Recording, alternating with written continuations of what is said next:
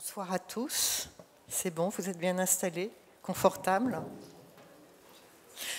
Merci de nous rejoindre pour ce rendez-vous Chine qui est consacré au thème Régir les eaux, administrer les territoires. Nous avons une assemblée très féminine ce soir car nous déplorons l'absence d'Arnaud Bertrand qui aurait dû être des nôtres mais qui est retenu chez lui par une bonne grippe. Donc voilà, il est rivé à son domicile et nous aurons l'occasion d'organiser un autre rendez-vous Chine avec lui. Et pour ce rendez-vous Chine, nous avons à mes côtés... Pourquoi je dis nous avons? J'ai à mes côtés Delphine Spic, qui est sinologue et historienne, Émilie Gascon, qui est architecte et urbaniste, enseignante à l'école d'architecture de Versailles. Et effectivement, c'était un grand écart auquel on vous convie, puisqu'autant Émilie travaille sur la période contemporaine et sur le sujet des villes humides, des sponge cities, comme on les appelle de plus en plus aujourd'hui, des villes éponges. Autant Delphine, elle, grâce à cette belle formule qu'elle nous disait, c'est grâce à l'histoire que l'on peut comprendre le quotidien et le contemporain, eh bien, s'est intéressée au Grand Canal, et au Grand Canal dans tous ses tours et détours, et notamment que faire quand un canal est 8 mètres au-dessus d'un fleuve. Belle suggestion. Alors nous, on connaît le pont-canal de Briare en Occident, en France. Mais là, on est sur un parcours auquel on vous invite ce soir, où notre emprise géographique va être un petit peu restreinte, car nous n'irons pas jusqu'aux oasis du Taklamakan, auquel nous invitait notre ami archéologue Arnaud Bertrand. Mais nous allons quand même traverser un peu le temps et l'histoire. Alors effectivement, ce thème de la gestion des eaux et des territoires, elle est inscrite en quelque sorte dans l'ADN chinois, ne serait-ce que par le caractère qui signifie tout simplement administrer, et pour lequel on a côte à côte la clé de l'eau et le terre-plein. Alors, dans cette gestion et cette administration des eaux sur le territoire, eh bien, effectivement, vous avez sûrement en tête des ouvrages comme l'ouvrage hydraulique de Du Tianguyen dans le Sichuan, qui a été conçu il y a plus de 2000 ans, qui servait à canaliser la rivière Min, extrêmement fougueuse, et à pouvoir irriguer toute la plaine du Sichuan. Vous avez sûrement aussi en tête le fleuve, les deux grands fleuves, le fleuve jaune, le fleuve bleu. Le fleuve jaune avec un cours capricieux qui peut faire varier son lit de manière à se jeter soit au nord, soit au sud de l'actuelle province du Shandong. Alors dit comme ça vous dit peut-être pas grand-chose, mais c'est un varié de 1000 km. Est-ce que la Seine se jette au Havre ou à Bayonne, en gros? Donc, dans des considérations aussi amples au niveau de la géographie et du territoire, eh bien, il est évident que cette question de la gestion des eaux a été et redevient un des problèmes et un des sujets majeurs. Alors, sujet majeur, il y a quelques mois, nous organisions un webinaire avec nos collègues chinois sur la planification, et l'un d'entre eux, Zhou Tian, nous indiquait comment justement sur le Yangtze, sur le delta du Yangtze, eh bien, il s'agit maintenant de reprendre une vision globale d'un territoire, le Jiangnan, donc la province du Jiangsu, la province du Zhejiang, une partie de l'Anhui, et d'imaginer comment redonner un peu plus de qualité aussi bien au paysage, avec ce qu'il peut représenter comme atout culturel, comme atout économique et touristique, comment redonner vie à la trame bleue qui en est son essence, donc à travers les canaux, ou la trame verte, c'est-à-dire le paysage qui y est lié, ce paysage qui, en Chine, a de longue date été créé de main d'homme à grande échelle. Et autant ce sujet est contemporain, autant il est aussi révélateur d'échanges qu'il y a pu y avoir dans le passé, notamment entre l'Empire perse et l'Empire chinois. On pense à ces systèmes d'irrigation et de canalisation de l'eau qui émanent de la Perse au Carrèze, qui sont à l'Asie, je reprends là aussi une très belle formule d'Arnaud, qui sont à l'Asie ce que l'aqueduc peut être pour nous en Occident. Comment acheminer l'eau, comment se servir de l'eau pour inonder des territoires quand on veut en bloquer l'accès, ou au contraire pour étendre son territoire. Vous voyez que la thématique est extrêmement large et extrêmement... on ne va pas l'épuiser en une séance aujourd'hui. Alors, pour resituer peut-être un peu ce sujet de l'eau, aujourd'hui, actuellement, j'évoquais ces deux termes, ville humide, sponge city. Est-ce que, Émilie, tu aurais envie de nous en dire un peu plus? Et est-ce que tu aurais envie aussi, surtout, de présenter un peu plus tes travaux de manière générale sur ces questions liées aux ressources en eau et au territoire? Donc bonsoir à tous. Déjà merci Françoise et toute la plateforme pour cette invitation. C'est vrai qu'il va falloir que je recontextualise un petit peu mon intervention. Donc on va dire que je suis architecte de formation, mais que je pratique peu l'architecture, puisque surtout le projet urbain, et j'enseigne en école d'architecture. Et même si c'est une école d'architecture, nous nous intéressons aussi beaucoup au paysage, à l'urbanisme, au territoire, à toutes ces thématiques-là. Et en fait, à l'école de Versailles, à laquelle je suis maître de conférence associée, je suis engagée dans un double master sous la direction d'Ingrid Thaïlandier, qui s'appelle Double Master franco-chinois, urbanisme écologique, intitulé Urbanisme écologique. Et l'intérêt de ce double master, c'est de faire des échanges avec la Chine, en tout cas un de ses intérêts, et de regarder nos différences, mais aussi nos similarités. En tout cas, de regarder aussi des pistes, des perspectives communes. Et on va dire que dans ce cadre-là, on a tout un travail de mémoire, mais on a aussi tout un travail de séminaire, de mémoire de master, étudiants, ils doivent rendre des papiers. Mais on a aussi un travail de séminaire. Et dans le cadre de ce séminaire, en fait, on va dire que par cycle, on choisit un thème et on le développe. Et il y a quelques années, on a développé le thème des villes de l'eau, des water cities. Et à ce titre-là, j'interviens aujourd'hui pour vous parler un petit peu de ces résultats.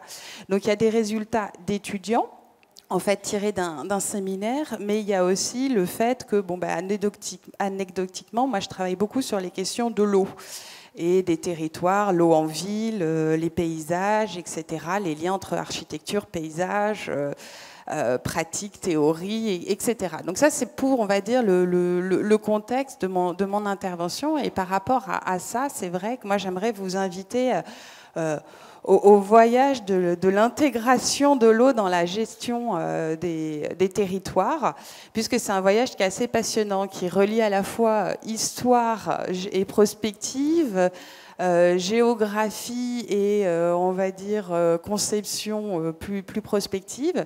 Et il se passe beaucoup de choses, en fait, dans ces domaines-là. Alors, vous avez déjà dû sans doute entendre parler de changement climatique ou d'effondrement de biodiversité, de montée d'urbanisation, tous ces mots qui peuvent être assez effrayants à juste titre. Mais il y a aussi des initiatives qui sont intéressantes. Et pour le coup, sur la question de l'eau, on observe qu'il y a une sorte de perspective assez où tout le monde va un peu dans la même direction. Enfin, je dis tout le monde, c'est pas forcément tout le monde, mais en tout cas, on va dire que les Chinois et les Néerlandais vont dans une direction qui est à peu près, en tout cas, ordonnée autour d'un certain nombre de mots, de concepts clés. C'est quoi ces nouveaux mots, ces nouveaux concepts qu'on entend partout? Résilience, j'imagine que vous voulez même plus entendre ce mot. Maintenant, on l'entend même à la télé, aux infos, à tous les jours. Alors, il y a une variante, on va dire, en tout cas inspirée, parce que résilience, en fait, il faut simplement se dire vivre avec. Et après, il y a toutes les déclinaisons du vivre avec. Mais pour un petit peu aller au-delà de la résilience, il y a ce qu'on appelle, excusez-moi pour les mots anglais, les buffer cities, les sponge cities. En gros, c'est des villes éponges, c'est des villes tampons, c'est des villes humides, c'est des villes qui disent leur caractère de territoire de l'eau. Et qu'est-ce qu'on dit quand on veut des villes sponge cities ou villes humides ou quoi que ce soit? En fait, c'est entrer en résilience face au changement climatique, la montée d'urbanisation, tout ça ensemble, mais avec une direction, une vision, on va dire, de positive, en fait, de prendre les territoires et les transformer avec l'eau, la nature, les gens.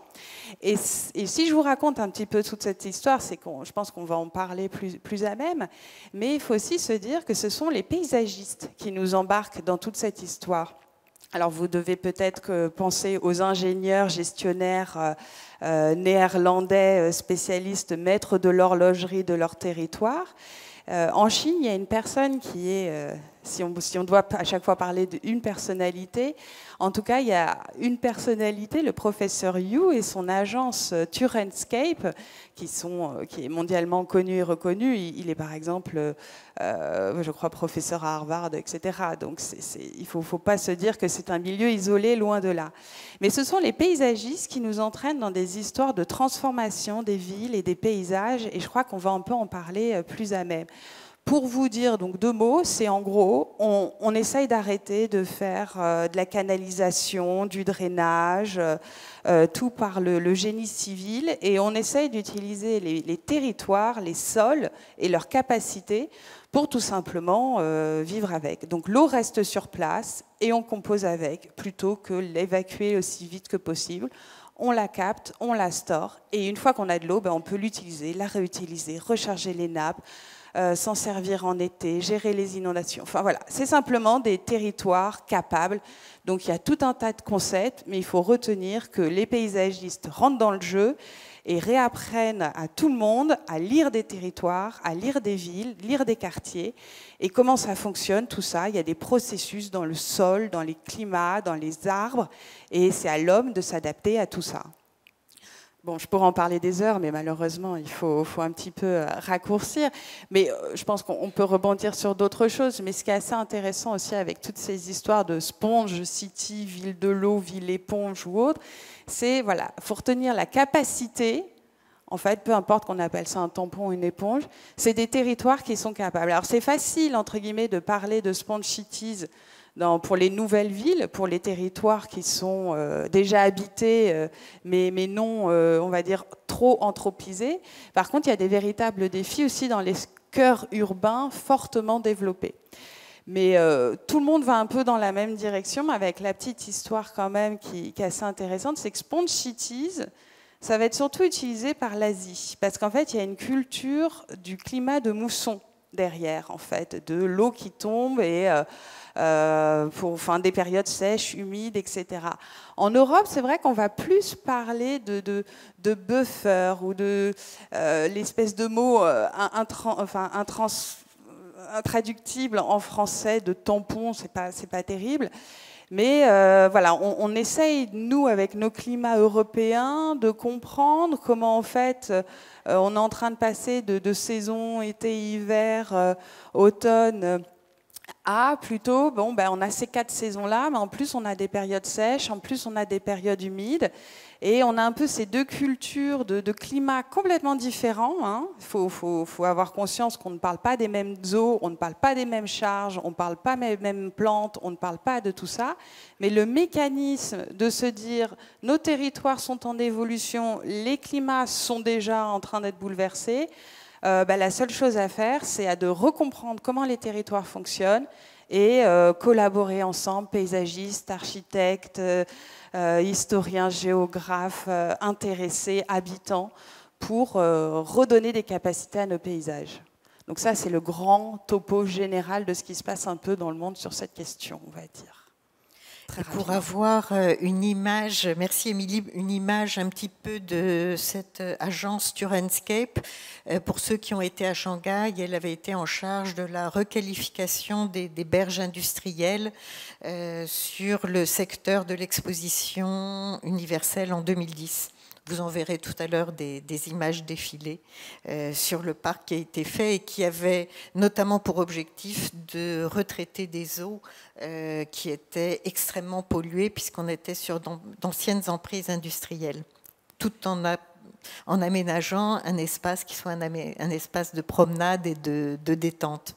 Peut-être juste un petit mot sur ce parc, il est particulièrement intéressant. Effectivement, il y aura quelques images qui vont défiler. Où il faut se dire, bon, bah, qu'est-ce que c'est un parc? Ils se sont questionnés l'agence s'est questionnée, qu'est-ce qu'on fait à quoi ça sert un parc, entre guillemets? C'est une question qu'on pourrait se poser partout. Et ce parc-là, il est assez génial déjà parce qu'il y a une diversité d'ambiance, de lignes, c'est un vrai plaisir pour les yeux. Mais aussi, en fait, c'est une promenade le long de l'eau. Mais en fait, l'eau, on la touche quasiment pas. Il y a une plateforme à un endroit. Par contre, on se rend compte au fur et à mesure de notre promenade que d'un côté, on a la rive, l'eau, on va dire, celle qui vient de la grande rivière, du port, etc. Puis de l'autre côté, on a des petits bassins. Et en fait, au fur et à mesure de la promenade, on comprend que ces bassins ont différentes espèces à l'intérieur, ont différentes fonctions, ont différentes hauteurs d'eau. Il se passe des choses dans ces bassins. C'est peut-être un parc, mais il se passe des choses. Et quand on arrive au bout de la balade, en fait, on comprend que le dernier bassin, c'est un bassin de traitement des eaux. Donc il y a une grille, à un moment, on ne peut plus passer, mais donc il y a une partie sécuritaire. Mais en fait, ce qu'il faut comprendre, c'est que c'est tout le parc qui est une zone de traitement de l'eau. Et c'est la fonction de recyclage de l'eau qui est intégré, rendu au même endroit, même espace-temps qu'un espace récréatif. Donc on a l'impression d'être dans un parc avec des bassins d'eau, mais en fait on est dans une machine à dépolluer qui a ouvert une section au public et rendu, on va dire, une fonction plaisante pour se balader et se promener.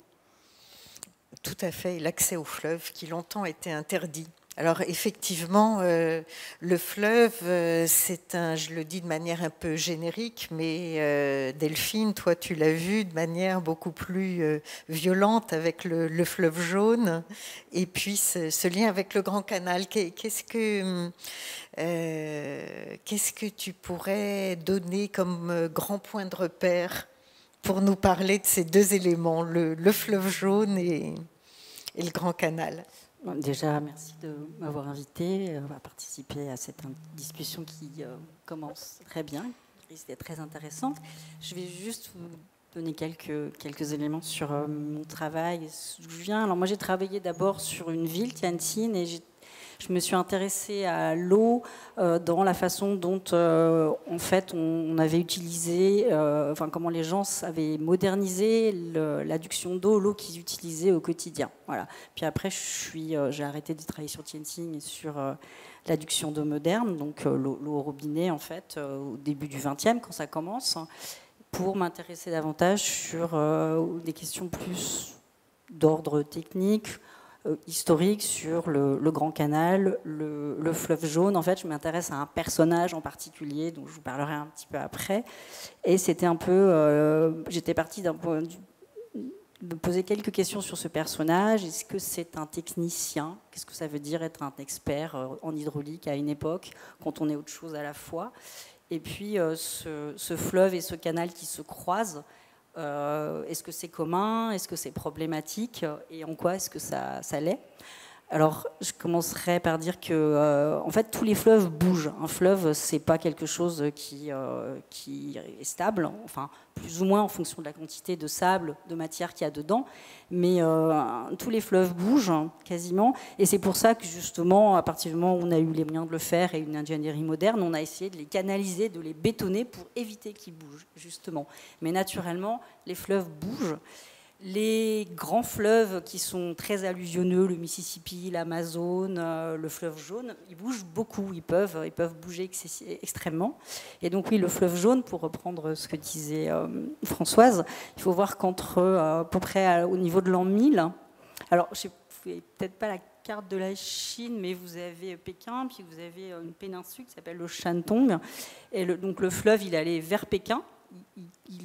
Son estuaire était au nord de cette péninsule, et puis il s'est mis à couler tout d'un coup au sud, et pendant 800 ans, enfin alors il y a des moments où il coulait au sud et au nord, et puis après il s'est mis à couler au sud en empruntant le lit d'un autre fleuve, et puis après, à partir de 1850, s'est mis à recouler au nord de la péninsule. Et après, en 1938, à nouveau, il a coulé au sud. Voilà, je vous expliquerai tout à l'heure pourquoi. Donc, voilà, les fleuves bougeaient. En fait, oui, une explication simple, c'est parce qu'en fait, au milieu de cette péninsule, il y a une montagne. Donc, en fait, la montagne le bloque, soit il va au nord, soit il va au sud. Voilà, mais il ne peut pas aller tout droit. Alors, les canaux en Chine, il y en a eu depuis l'Antiquité. En fait, un auteur récent qui disait que la Chine, c'était le pays de l'eau. Je pense qu'on pourrait dire ça de pas mal de pays ou de civilisations, mais dans le cas de la Chine, je pense que c'est particulièrement vrai. Ça s'adapte particulièrement. Je peux vous donner l'anecdote du canal Zhongguo, qui est ce qu'on appelle le premier canal qui a été construit. Alors, je vérifie mes notes parce que je ne veux pas dire de bêtises. Il a été réalisé en moins 246. Alors, à cette époque-là, donc au IIIe siècle avant Jésus-Christ, la Chine, c'était la région centrale qui est située au sud de Pékin, là où il y a le fleuve jaune, et il y avait plein de petits États qui se faisaient la guerre. Et un de ces États-là, qui s'appelait l'État de Han, en fait, voulait se débarrasser de son voisin Qing, qui commençait à être de plus en plus puissant, qui lui faisait de l'ombre et qui lui faisait peur. Donc, il a envoyé au pays de Qing un ingénieur qui s'appelait Zhang Guo, en lui disant, voilà, tu vas voir le roi, tu le persuades de faire un super projet d'un super canal qui va utiliser toutes ses ressources, et comme ça, le pays va s'épuiser à essayer de réaliser ce canal qui sera trop compliqué et qu'il n'arrivera pas à faire, et on ne sera pas en guerre avec lui, il ne va pas essayer de nous envahir, ça sera très bien.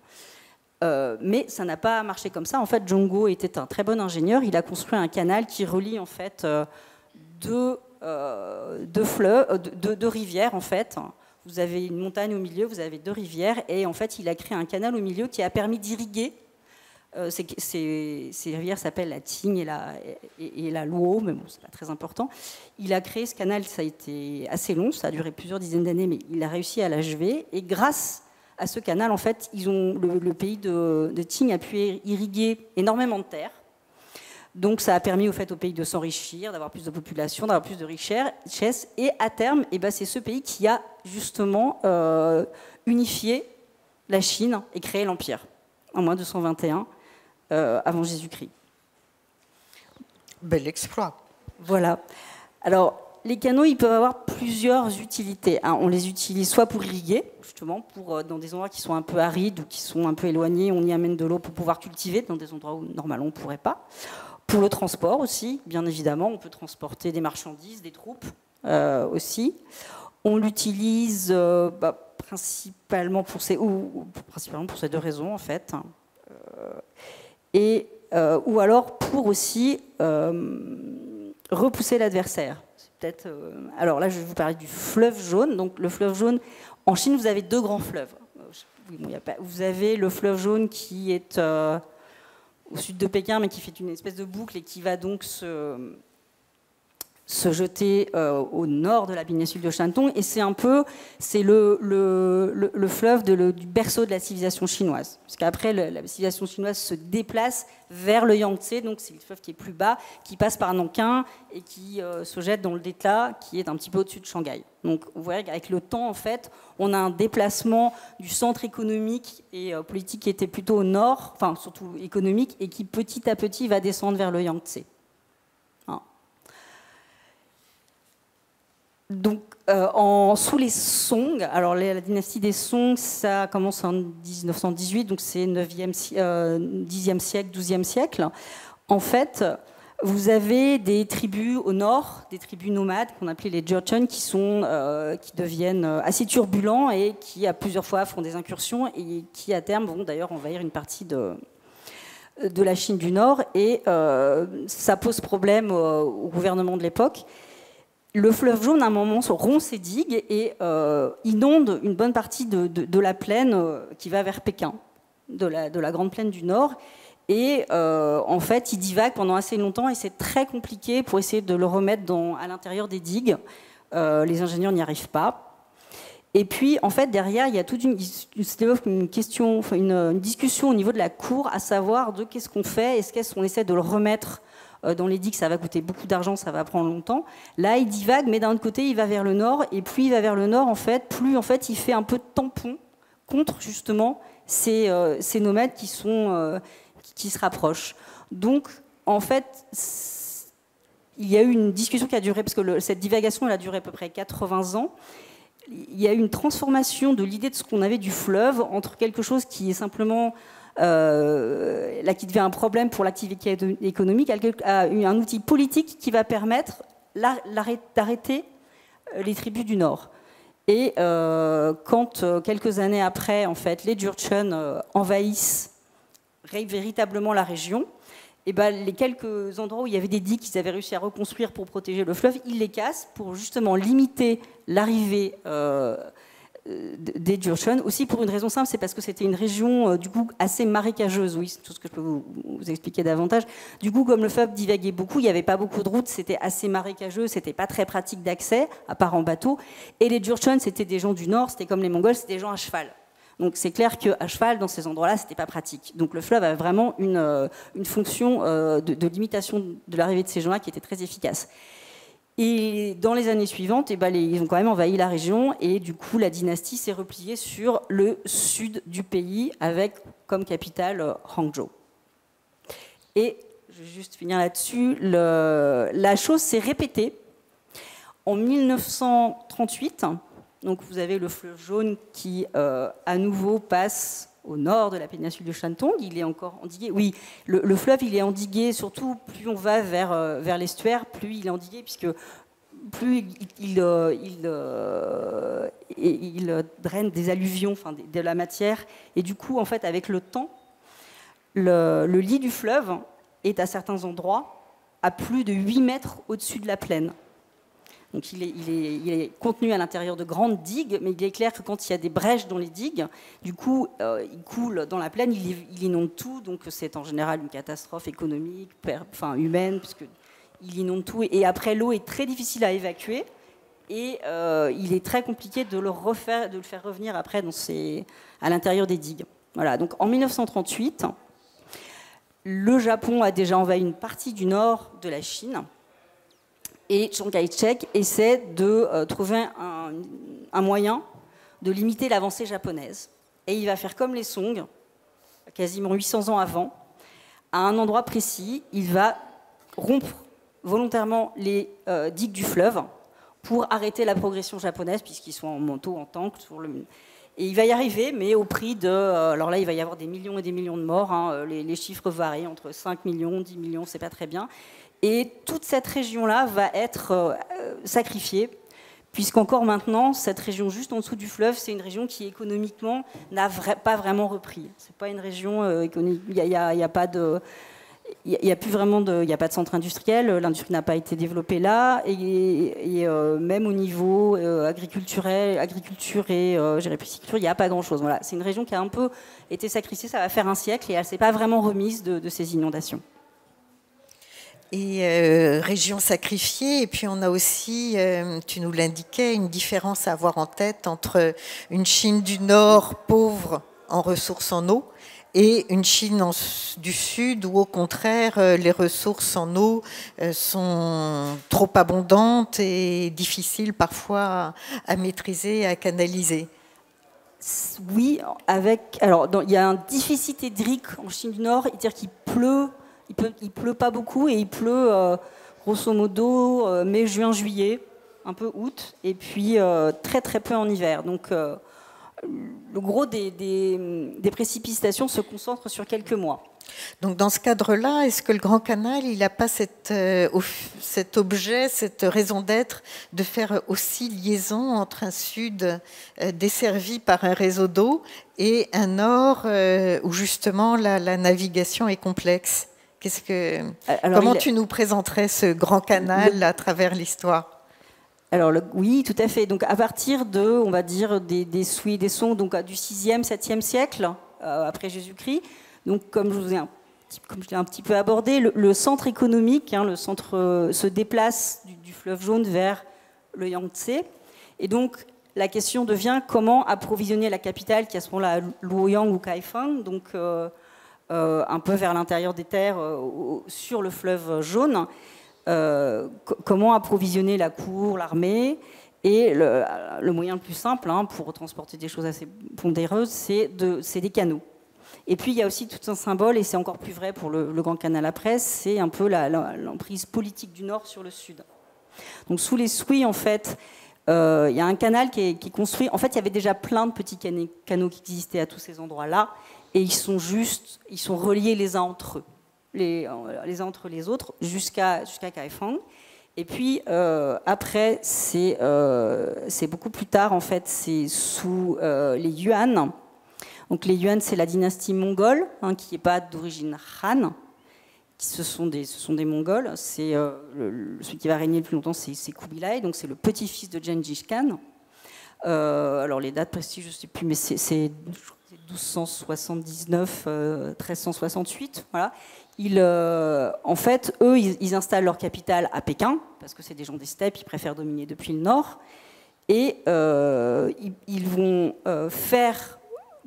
prolonger en fait le canal jusqu'à Pékin. Alors le problème, c'est que en fait, il y a cette péninsule du Shandong avec ses montagnes, donc ils vont trouver des ingénieurs suffisamment bons techniquement pour arriver à traverser même les montagnes et faire un canal qui va aller quasiment tout droit, au lieu de bifurquer vers Luoyang, comme c'était le cas avant, vers la gauche, donc qui va de Hangzhou, qui est au sud de Shanghai, et qui monte jusqu'à Pékin sur à peu près 1000 km. Et alors, à l'époque, l'impôt était payé en grains, et donc c'est le grain du tribut qui est acheminé via ce canal. Donc toute la région, en fait, la plus importante au niveau économique, le riz, qui est transporté depuis le sud jusqu'à Pékin, au nord, là où il y a la cour et le gouvernement. Alors sur plusieurs milliers de kilomètres, on imagine bien que le terrain n'est pas plat, ce qui suppose d'avoir développé des savoir-faire assez techniques, assez fins sur cette gestion des eaux. Comment ça se passe ? Alors, c'est un Chinois qui a inventé ce qu'on appelle l'écluse à double sas. Alors, pour faire simple, en fait, les canaux, ils ont des sections. Et si les sections sont au même niveau, en fait, dans ces cas-là, il n'y a pas de problème. Le problème, c'est si ça monte. Dans ces cas-là, on fait des sections avec des niveaux qui montent, mais il faut pouvoir amener l'eau d'une section basse vers une section haute. Et ça, c'est compliqué. Donc, il faut d'abord trouver une rivière, un cours d'eau qui puisse alimenter la section haute, et après faire en sorte que l'eau de la section haute n'aille pas dans la section basse, parce que sinon, on n'a plus d'eau dans le canal. Et ça, on le fait grâce à des écluses. Alors, il y a des écluses simples, qu'on appelle des pertuis en français, et puis il y a les écluses doubles. Ce sont avec des portes, ce qui permettent d'éviter, en fait, à Stalingrad, il y a une écluse, et on le voit bien, justement, je ne sais pas si vous êtes allé au niveau de Stalingrad, mais là, vous avez une écluse avec des portes, et vous voyez comment ça fonctionne. En fait, l'idée, c'est que vous avez une partie basse, une partie haute, et une partie entre les deux. Et le bateau, on le met dans la partie entre les deux, et comme ça, en fait, ça permet d'adapter les niveaux d'eau d'un côté et de l'autre. Voilà, c'est comme ça que ça fonctionne. Et c'est un ingénieur chinois au 9e siècle, sous les Song, qui l'a inventé. Mais ça n'a pas été très développé à ce moment-là. C'est les Yuan, en fait, en voulant justement passer la montagne Taishan au Shandong, qui l'ont perfectionné. Et c'est un fonctionnaire de l'époque qui en a construit. Alors, il y en a une vingtaine pour justement passer les Taishan. Donc, des fonctionnaires mongols Oui. Ou des fonctionnaires chinois? Alors, il y avait les deux, mais alors lui, il a un nom chinois et de mémoire, il est d'origine chinoise. Mais il avait un collègue enfin, ils étaient deux, et l'un d'eux il était d'origine persane, justement. Et alors, cette gestion des eaux, on voit qu'il y a tout un côté technique, puisque effectivement, faire monter les eaux, c'est pas très commun comme procédé, c'est pas naturel en tout cas. On est habitué à ce que les eaux ruissellent et se déversent dans un bassin plus bas. Et on devine, avec ce que tu nous évoques, à quel point ce contrôle des eaux est fondamental pour pouvoir bien administrer un territoire. Donc, quel type de profil est en charge justement de ce contrôle des sections du Grand Canal, par exemple?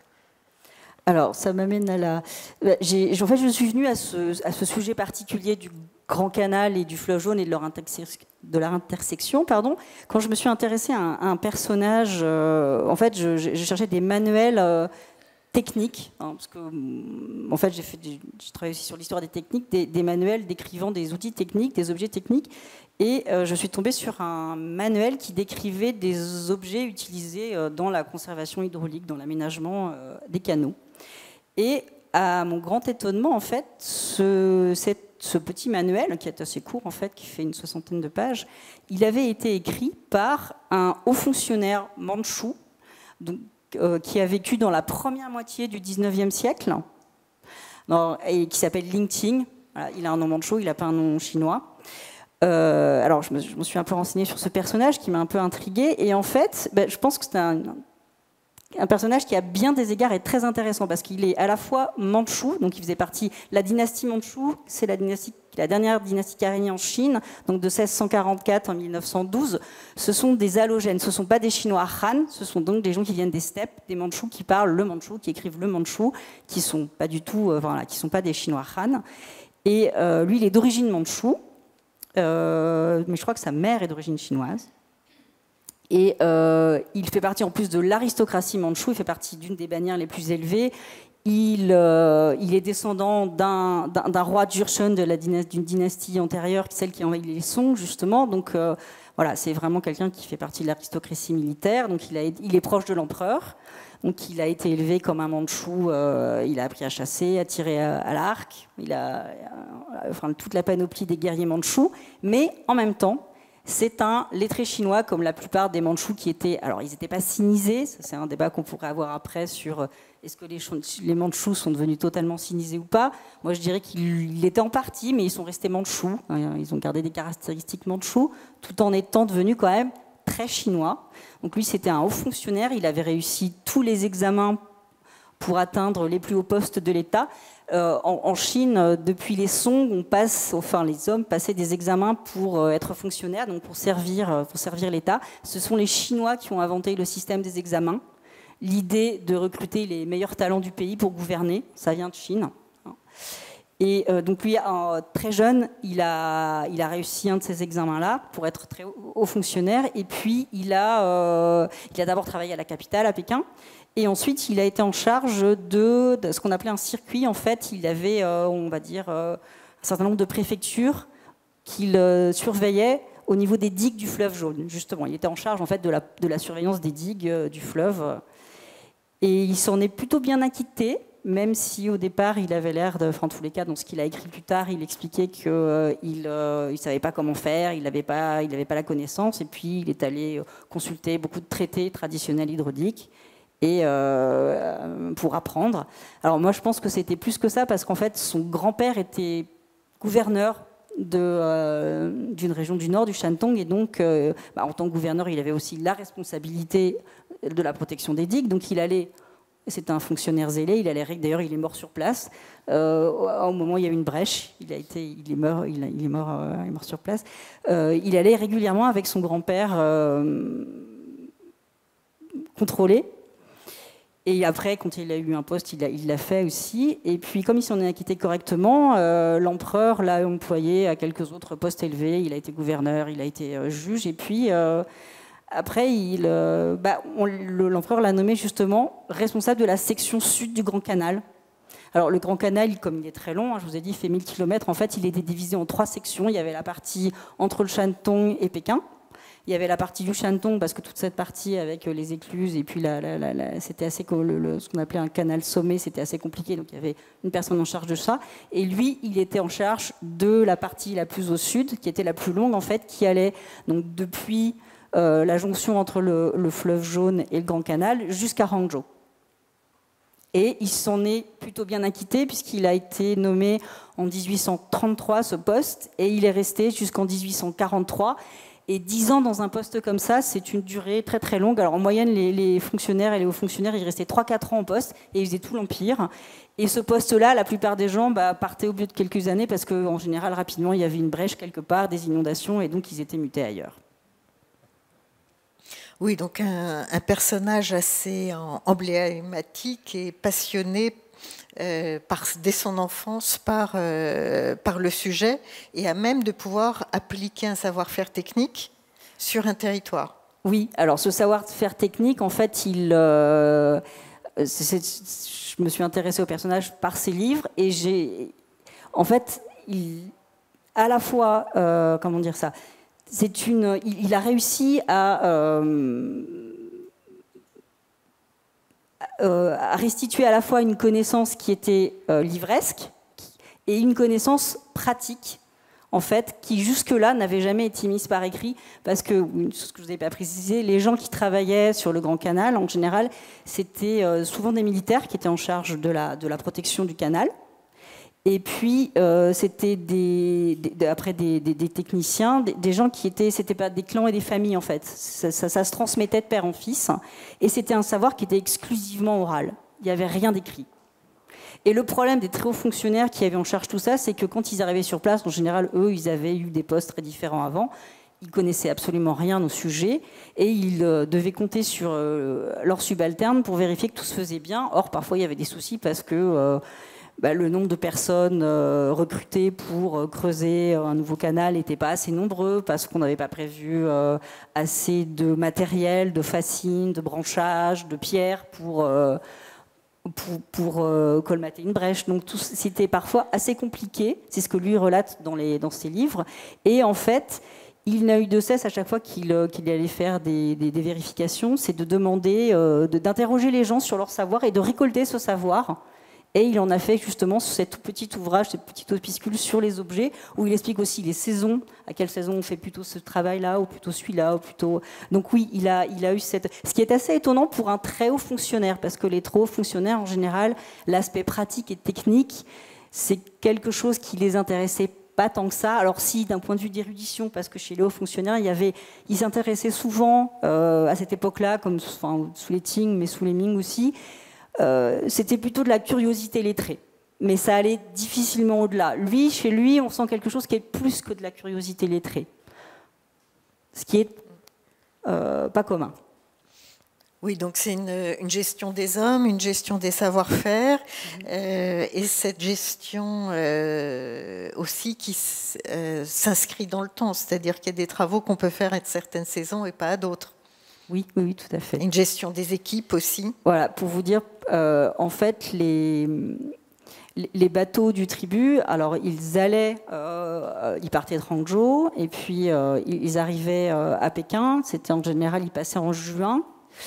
Et après, il fallait qu'ils retournent sur Hangzhou, et il fallait que ça soit en général avant les grandes crues, donc avant début septembre. Voilà, donc le timing était serré, et puis des bateaux, il y en avait beaucoup, parce que j'ai pas de chiffre en tête de le nombre de tonnes de picules de grains qui étaient amenés, mais il y a des endroits où il y avait ensemble 300-400 bateaux. C'était vraiment des cargaisons importantes et un nombre de bateaux très très important. Donc il fallait faire en sorte que les bateaux puissent revenir au bon moment. Donc à l'endroit précis, notamment au niveau de l'intersection du Grand Canal et du fleuve Jaune, il fallait prévoir suffisamment de gens pour aider, pour porter, pour éventuellement tirer les bateaux. Voilà, il fallait prévoir les bonnes personnes aux bons endroits au bon moment, et ça pouvait être assez compliqué. Et puis ça dépendait aussi des niveaux d'eau, des crues qui étaient plus ou moins en avance ou en retard. Donc tout ça, c'était surveillé de près, tout à fait. Et il fallait avoir les personnes qui soient là. Et puis si jamais il y avait tout d'un coup une brèche plutôt sur les digues du fleuve que du canal, il fallait pouvoir mobiliser le matériel et les personnes assez rapidement. Et à chaque fois, on parlait de plusieurs milliers de coulis qui étaient là pour venir colmater les brèches. Donc une gestion compliquée. Comme tu dis, autant du savoir-faire que des hommes, je pense aussi. Et puis il fallait, ça c'était la partie peut-être la plus dure, il fallait aussi demander de l'argent à l'empereur. Et souvent, c'était compliqué parce que ça coûtait de plus en plus cher, c'était de plus en plus complexe, ça coûtait de plus en plus cher. Et les empereurs ne comprenaient pas pourquoi il y avait toujours plus d'argent demandé pour ça.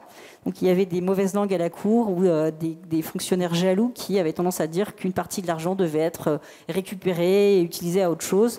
Parce que ce poste de gestion de l'intersection du canal et du fleuve, c'était vraiment une dépense qui était toujours plus grande. Alors, oui, justement, intersection du canal et du fleuve, comment on fait? Moi, j'ai retenu qu'il y avait un différentiel de 8 mètres. Comment on fait pour faire passer un canal non, les images ne correspondent pas. Mais... Parce qu'à un moment, vous avez peut-être vu des cartes, en fait. Et voilà.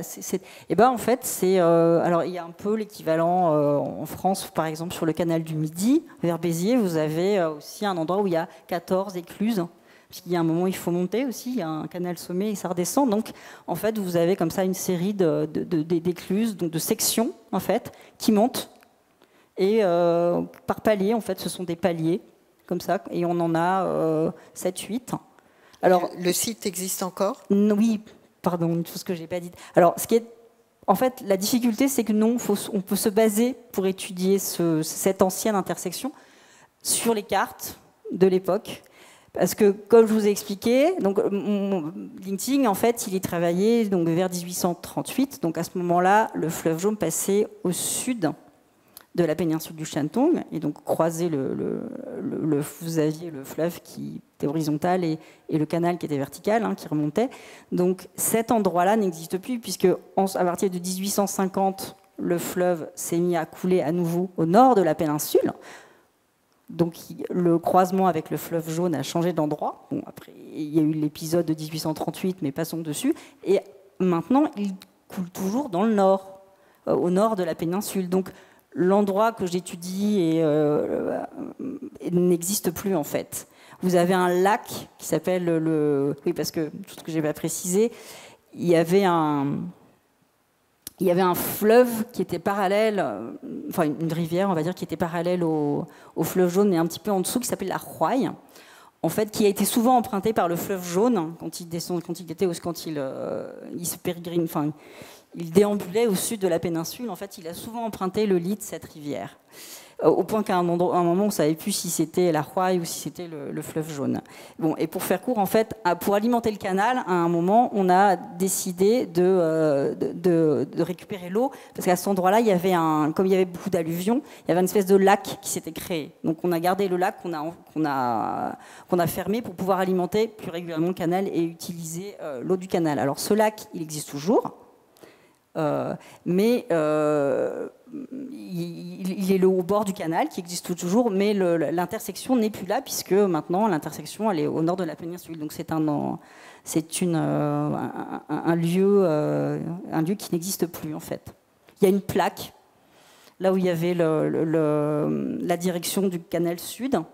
Il y avait un temple, maintenant il y a une plaque avec une stèle, il m'explique, mais l'endroit n'existe plus. Il a été depuis d'ailleurs, et du fait des nombreuses inondations qu'il y a eu depuis à cet endroit-là, il a beaucoup changé. Oui, donc on est sur des lieux qui changent, des savoir-faire peut-être qui disparaissent aussi.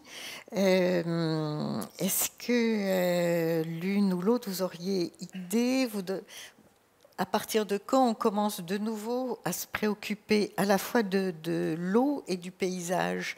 Parce qu'on a toute l'époque des années 50, des grands travaux, construction des grands ponts pour franchir les fleuves, ces fleuves qui servaient de barrières ou de lien avec les territoires. À partir de quel moment on va changer de paradigme en quelque sorte et se dire l'eau est un élément important des paysages Et l'eau aussi est un élément important de la manière d'aménager les villes. Est-ce que... Alors, moi, je dirais les années 90, pas vraiment avant, mais je vais laisser la spécialiste parler. Non, alors pas du tout spécialiste sur la question de la Chine, particulièrement de ce passage. Par contre, on observe en fait plutôt que... Oui, dans les années 70, il y a tous ces prémices de mouvements qu'on appellerait aujourd'hui écologistes, en fait. Les années 70 en Europe ? Dans le monde, là, je vais dire. C'est pour ça que moi, je précise que je ne vais pas parler exclusivement de la Chine, donc je parle plutôt du mouvement général. Par contre, je pense que dans la fin des années 90, il commence à y avoir une prise de conscience qu'en fait, moi, un des points sur lesquels j'aimerais bien aussi qu'on rebondisse et développer, mais c'est cette idée que quand on travaille avec l'eau, il faut à la fois comprendre qu'on travaille sur des territoires de très grande échelle jusque l'élément de vérifier la brèche, etc. Et en fait, on s'est rendu compte que on commence à se rendre compte, et qui sait, on va dire, un certain nombre de scientifiques ou professionnels commencent vraiment dénoncent le côté cercle vicieux des interventions humaines sur les territoires. Par exemple, la Nouvelle-Orléans. Bon, Katrina, on est tous au courant de Katrina, mais à la fois, il y a cette prise de conscience des vulnérabilités, mais par contre, le mouvement de prise de conscience que plus on agit sur les territoires, plus on les transforme, et puisqu'on est humain et pas forcément aussi complexe que la nature, etc., plus on la durcit, on la rend vulnérable. Et donc il y a ce mouvement on va dire, un mouvement un peu de fond, mais qui à première vue est passé plutôt sur des vulnérabilités que sur la prise de conscience vraiment d'où venait le problème. Après, dans les années 2000, moi je dirais quand même qu'aux Pays-Bas, pour moi c'est une évidence en fait, les années 90, 2000, etc. Et par exemple, dans les plans Vinex, alors on s'en fiche des noms, mais on va dire les plans Vinex, en quelques mots. Les plans Vinex, c'est les plans des plans nationaux. Alors ça s'appelle, en fait, c'est Vinex, ça veut dire 4e plan national. Et c'est des plans qui, par exemple, vont accorder de demander à avoir un certain pourcentage de surface réservée à l'eau sur tout nouvel aménagement. Donc, par exemple, il y en a une commune mesure va être de dire 10% de ces aménagements, nouveaux aménagements, doivent être accordés à l'eau. Et on pourrait se dire que quand je vous parlais des sponge cities, des villes éponges chinoises, officiellement, il y a beaucoup de choses qui ont été lancées dans les années 2015, mais il faut se dire que, par exemple, il y a 30 villes éponges. Alors, excusez-moi, je ne vais pas connaître la liste et encore moins être capable de prononcer les noms des villes chinoises, mais il y en a à peu près une trentaine de projets pilotes qui ont été lancés dans 2013. Donc en fait, mais 2013, tout ça pour finir la boucle, pour dire qu'on a l'impression que c'est tout récent, mais quand je vous parlais de l'agence de paysage d'urbanisme Turenscape, par exemple, le professeur Yu, il travaille depuis la fin des années 90 sur le concept de Sponge City. Donc en fait, on voit des décalages énormes entre, on va dire, des professionnels un peu de pointe élitistes, des mouvements scientifiques, de professionnels ou autres, un peu plus généraux, on va dire. Et après, les plans nationaux, gouvernementaux, et on va dire, si c'est en bout de chaîne, les habitants ou autres. De qui on parle? Est-ce qu'on parle des mouvements de prise de conscience des scientifiques de pointe ou des plans nationaux ou autres? Mais par exemple, le Turenscape, dans ses projets de Sponge Cities, valorise un peu le fait, alors excusez-moi pour les chiffres, ça varie autre, mais par exemple, eux, ils disent que 1% du territoire en climat de mousson serait suffisant et qu'avec 6%, on réglerait tous les problèmes. Donc un peu l'idée de quantifier, d'intégrer dans des plans nationaux ou autres, on va voir que c'est début des années 2000 ou 2010, donc en fait c'est à la fois très jeune et très ancien. Oui, c'est ça qui est toujours à garder en tête, c'est ce décalage d'une génération quasiment entre la prise de conscience, la réalisation et le début, l'amorce, on dirait, d'une généralisation dans le public et dans la perception un petit peu générale. Et là, c'est d'autant plus complexe. On a tous en tête, je pense, les réactions qu'il y a pu y avoir sur la construction du barrage des Trois Gorges.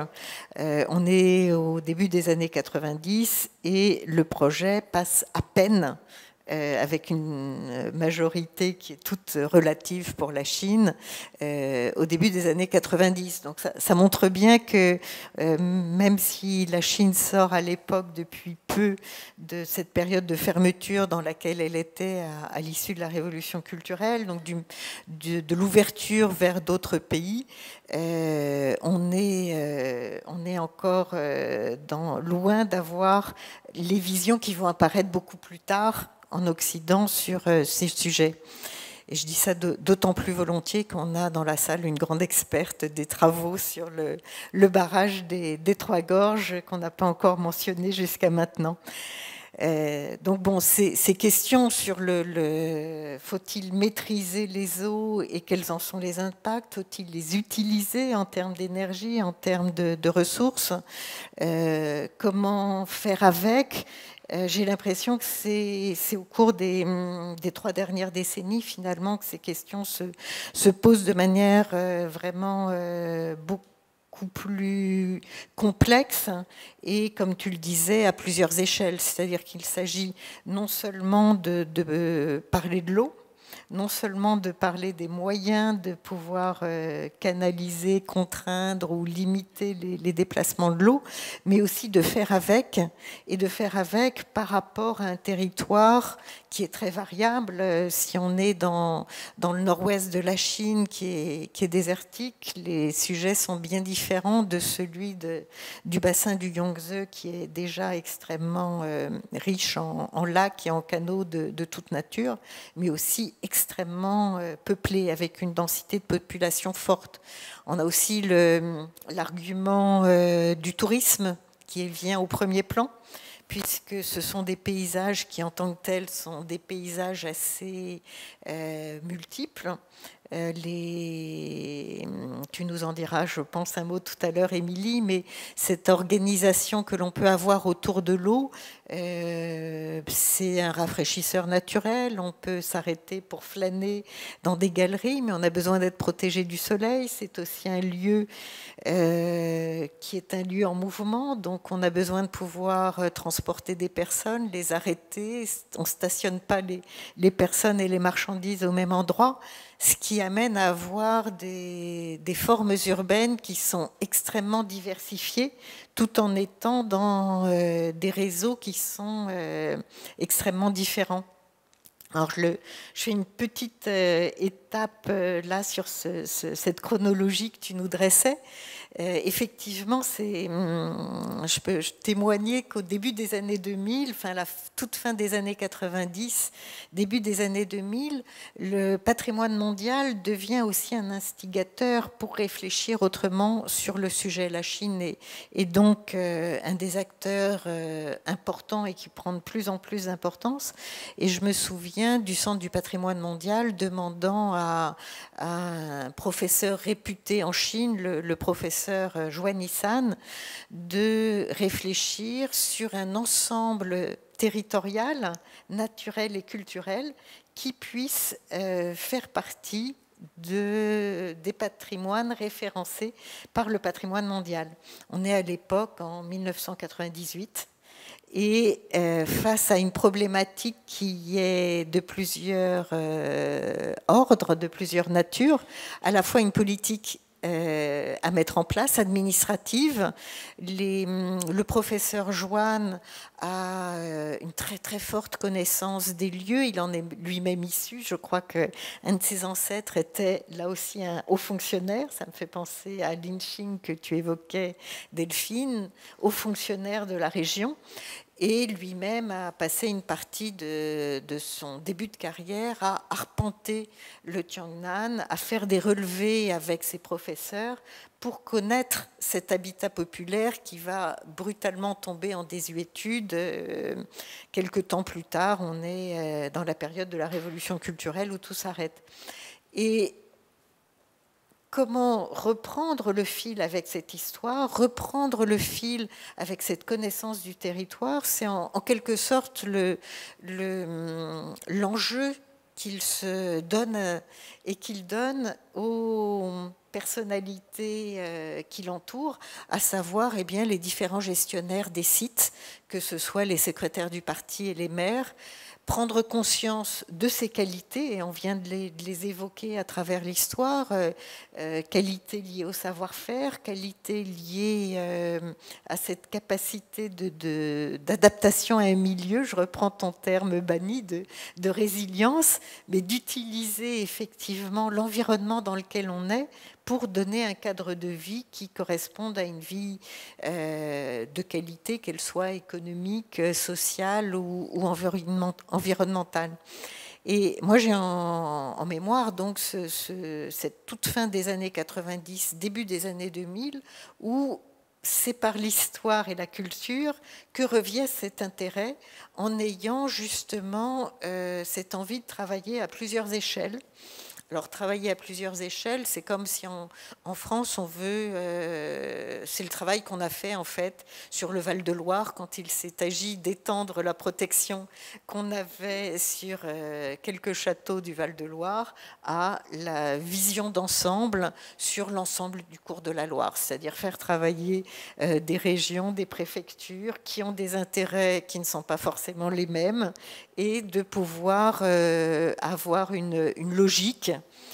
Si je parle en termes très contemporains, on dirait la marque Val-de-Loire. Si je parle en termes plus humanistes, je dirais qu'est-ce qui a présidé justement à la constitution d'un territoire, et quelles en sont les valeurs, les qualités, et comment les mettre en œuvre. Et comme le professeur Joanne était justement un architecte, il avait fait toute une série de relevés, il a énormément publié en présentant les différentes formes urbaines que pouvaient avoir ces villages à l'époque, ces villages qui se sont développé dès la dynastie des Song, dans cette Chine du Sud qui est extrêmement dynamique, qui commerce avec l'extérieur et dans laquelle de plus en plus d'agglomérations se spécialisent, et se spécialisent en étant elles-mêmes au débouché de ces réseaux qui étaient les réseaux principaux, les voies d'eau telles que tu nous l'as présenté, Delphine, et dont les richesses peuvent aussi bien être exportées en dehors du pays qu'être dirigé vers le nord, qu'il s'agisse de tribus ou qu'il s'agisse justement de pouvoir doter la cité impériale de nouveaux trésors. Donc l'intérêt pour le grand paysage va naître justement, me semble-t-il, de cet intérêt qui est lancé par cette idée, comment classer un patrimoine naturel et culturel dans cette région du Tiangnan. Il s'enrichit des études cherchant à mettre en valeur les différences des agglomérations, et cherchant aussi peut-être à en comprendre les qualités. Et quand je parle des qualités, c'est effectivement, on va les trouver à la fois similaires et différents. Me revient à l'esprit une de ces images avec laquelle nous avons beaucoup travaillé dans cette région. Quand je dis nous, je parle en fait des architectes du ministère de la Culture et de mes collègues à l'Observatoire de l'architecture de la Chine contemporaine qui ont été entraînés dans cette aventure. C'est de voir qu'est-ce qui peut faire sens commun et qu'est-ce qui peut faire spécificité. Quand on est à la fin des années 90 en Chine, qu'on parle de patrimoine, pour beaucoup, il s'agit d'un modèle à reproduire. Et un modèle va s'exprimer dans une forme urbaine donnée qu'on va répéter. Or, il s'agit de combattre cela et de pouvoir indiquer qu'il est plus intéressant de commencer par identifier les ressources dont disposent les lieux. Et pour identifier ces ressources, eh bien, c'est partir à zéro, d'une analyse fine. Quelles sont les caractéristiques des voies d'eau? Quelles sont les caractéristiques des plantations? Quelles sont les caractéristiques des voiries? Quelles sont en fait les différentes formes architecturales qui permettent de différencier ces agglomérations les unes par rapport aux autres, de les considérer comme un tout en les repérant dans leur spécificité. Et si j'avais à reprendre une image qu'avait fait Flores à l'époque, c'était de dire, si vous voulez faire un orchestre, si dans un orchestre tout le monde joue du violon, c'est pas tout à fait un orchestre, on va appeler ça un quatuor de violon ou de violoncelle, peu importe l'instrument. Par contre, dans un orchestre, eh bien, c'est la qualité de chacun des instruments qu'il s'agit de mettre en musique et qu'il s'agit de mettre en musique tout en ayant une même qualité d'ensemble. Donc cette prise de conscience, me semble-t-il, au début des années 2000, elle est là. Elle part de la conscience des lieux pour arriver vers quelque chose qui est la prise en compte de cette double échelle, l'échelle locale et l'échelle du grand site. Donc là, on est au début des années 2000 et comme tu le disais, c'est peut-être celle de l'échelon des spécialistes, de l'échelon de quelques grands responsables politiques, puisqu'effectivement, les projets qui ont été menés, on a eu l'honneur d'y être associés, ont bénéficié à l'époque, on est en 2002 je crois, quand on parle de cette planification à l'échelle d'une petite ville qui sert de ville témoin, reçoit le Grand Prix de l'urbanisme en Chine, enfin pas le grand, mais je parle en termes français, mais le deuxième prix, le premier est toujours officiellement désigné, accordé à un institut public officiel. Le second commence à être celui qui apporte des valeurs novatrices et innovantes. Et maintenant, 15 ans, 20 ans plus tard, je dis 15 ans parce que si je prends 2002-2017, c'est le master environnement double cursus entre l'école d'architecture de Versailles et l'université Tongji à Shanghai, c'est-à-dire qu'il y a une génération qui a été entre-temps formée. Quelle est l'appréhension des jeunes étudiants, que ce soit côté chinois ou côté Versailles, je ne dis pas côté français, puisque les étudiants viennent de différents pays beaucoup plus facilement en France qu'en Chine, même si bien sûr en Chine il y a des étudiants étrangers, mais ils ne sont pas toujours inclus dans le cursus spécialisé. Quelle est cette perception? Comment la qualifierais-tu? Alors, encore une fois, je vais devoir mettre un petit élément de contexte que moi, j'ai débarqué dans le double master franco-chinois depuis 2018. Donc, en fait, je suis la dernière arrivante et je n'ai pas suivi tout le processus. Donc, par exemple, quand je vous parlais du séminaire Water Cities, c'est quoi? C'est qu'il y a une étude, il y a un certain nombre de villes qui sont choisies et il y a une étude de ces villes. Et par exemple, moi, sur ce séminaire-là, je suis arrivée, on va dire, à la moitié fin. Donc, par exemple, tout ce que je peux vous retransmettre, c'est ma petite expérience de dernière arrivée dans un séminaire déjà entamé, mais tout ça pour mettre quelques guillemets. Mais ensuite, ce que j'ai remarqué, c'est il y aurait tant de choses à dire, mais peut-être un peu l'envie pour les quelques étudiants chinois que j'ai eu l'honneur de côtoyer dans ce séminaire, c'est de donner à voir justement plein de petits villages historiques chinois. Alors maintenant que j'en ai découvert quelques-uns, ils me paraissent pas si petits et méconnus que ça, mais enfin ou petits quand même, il y en a certains qui restent...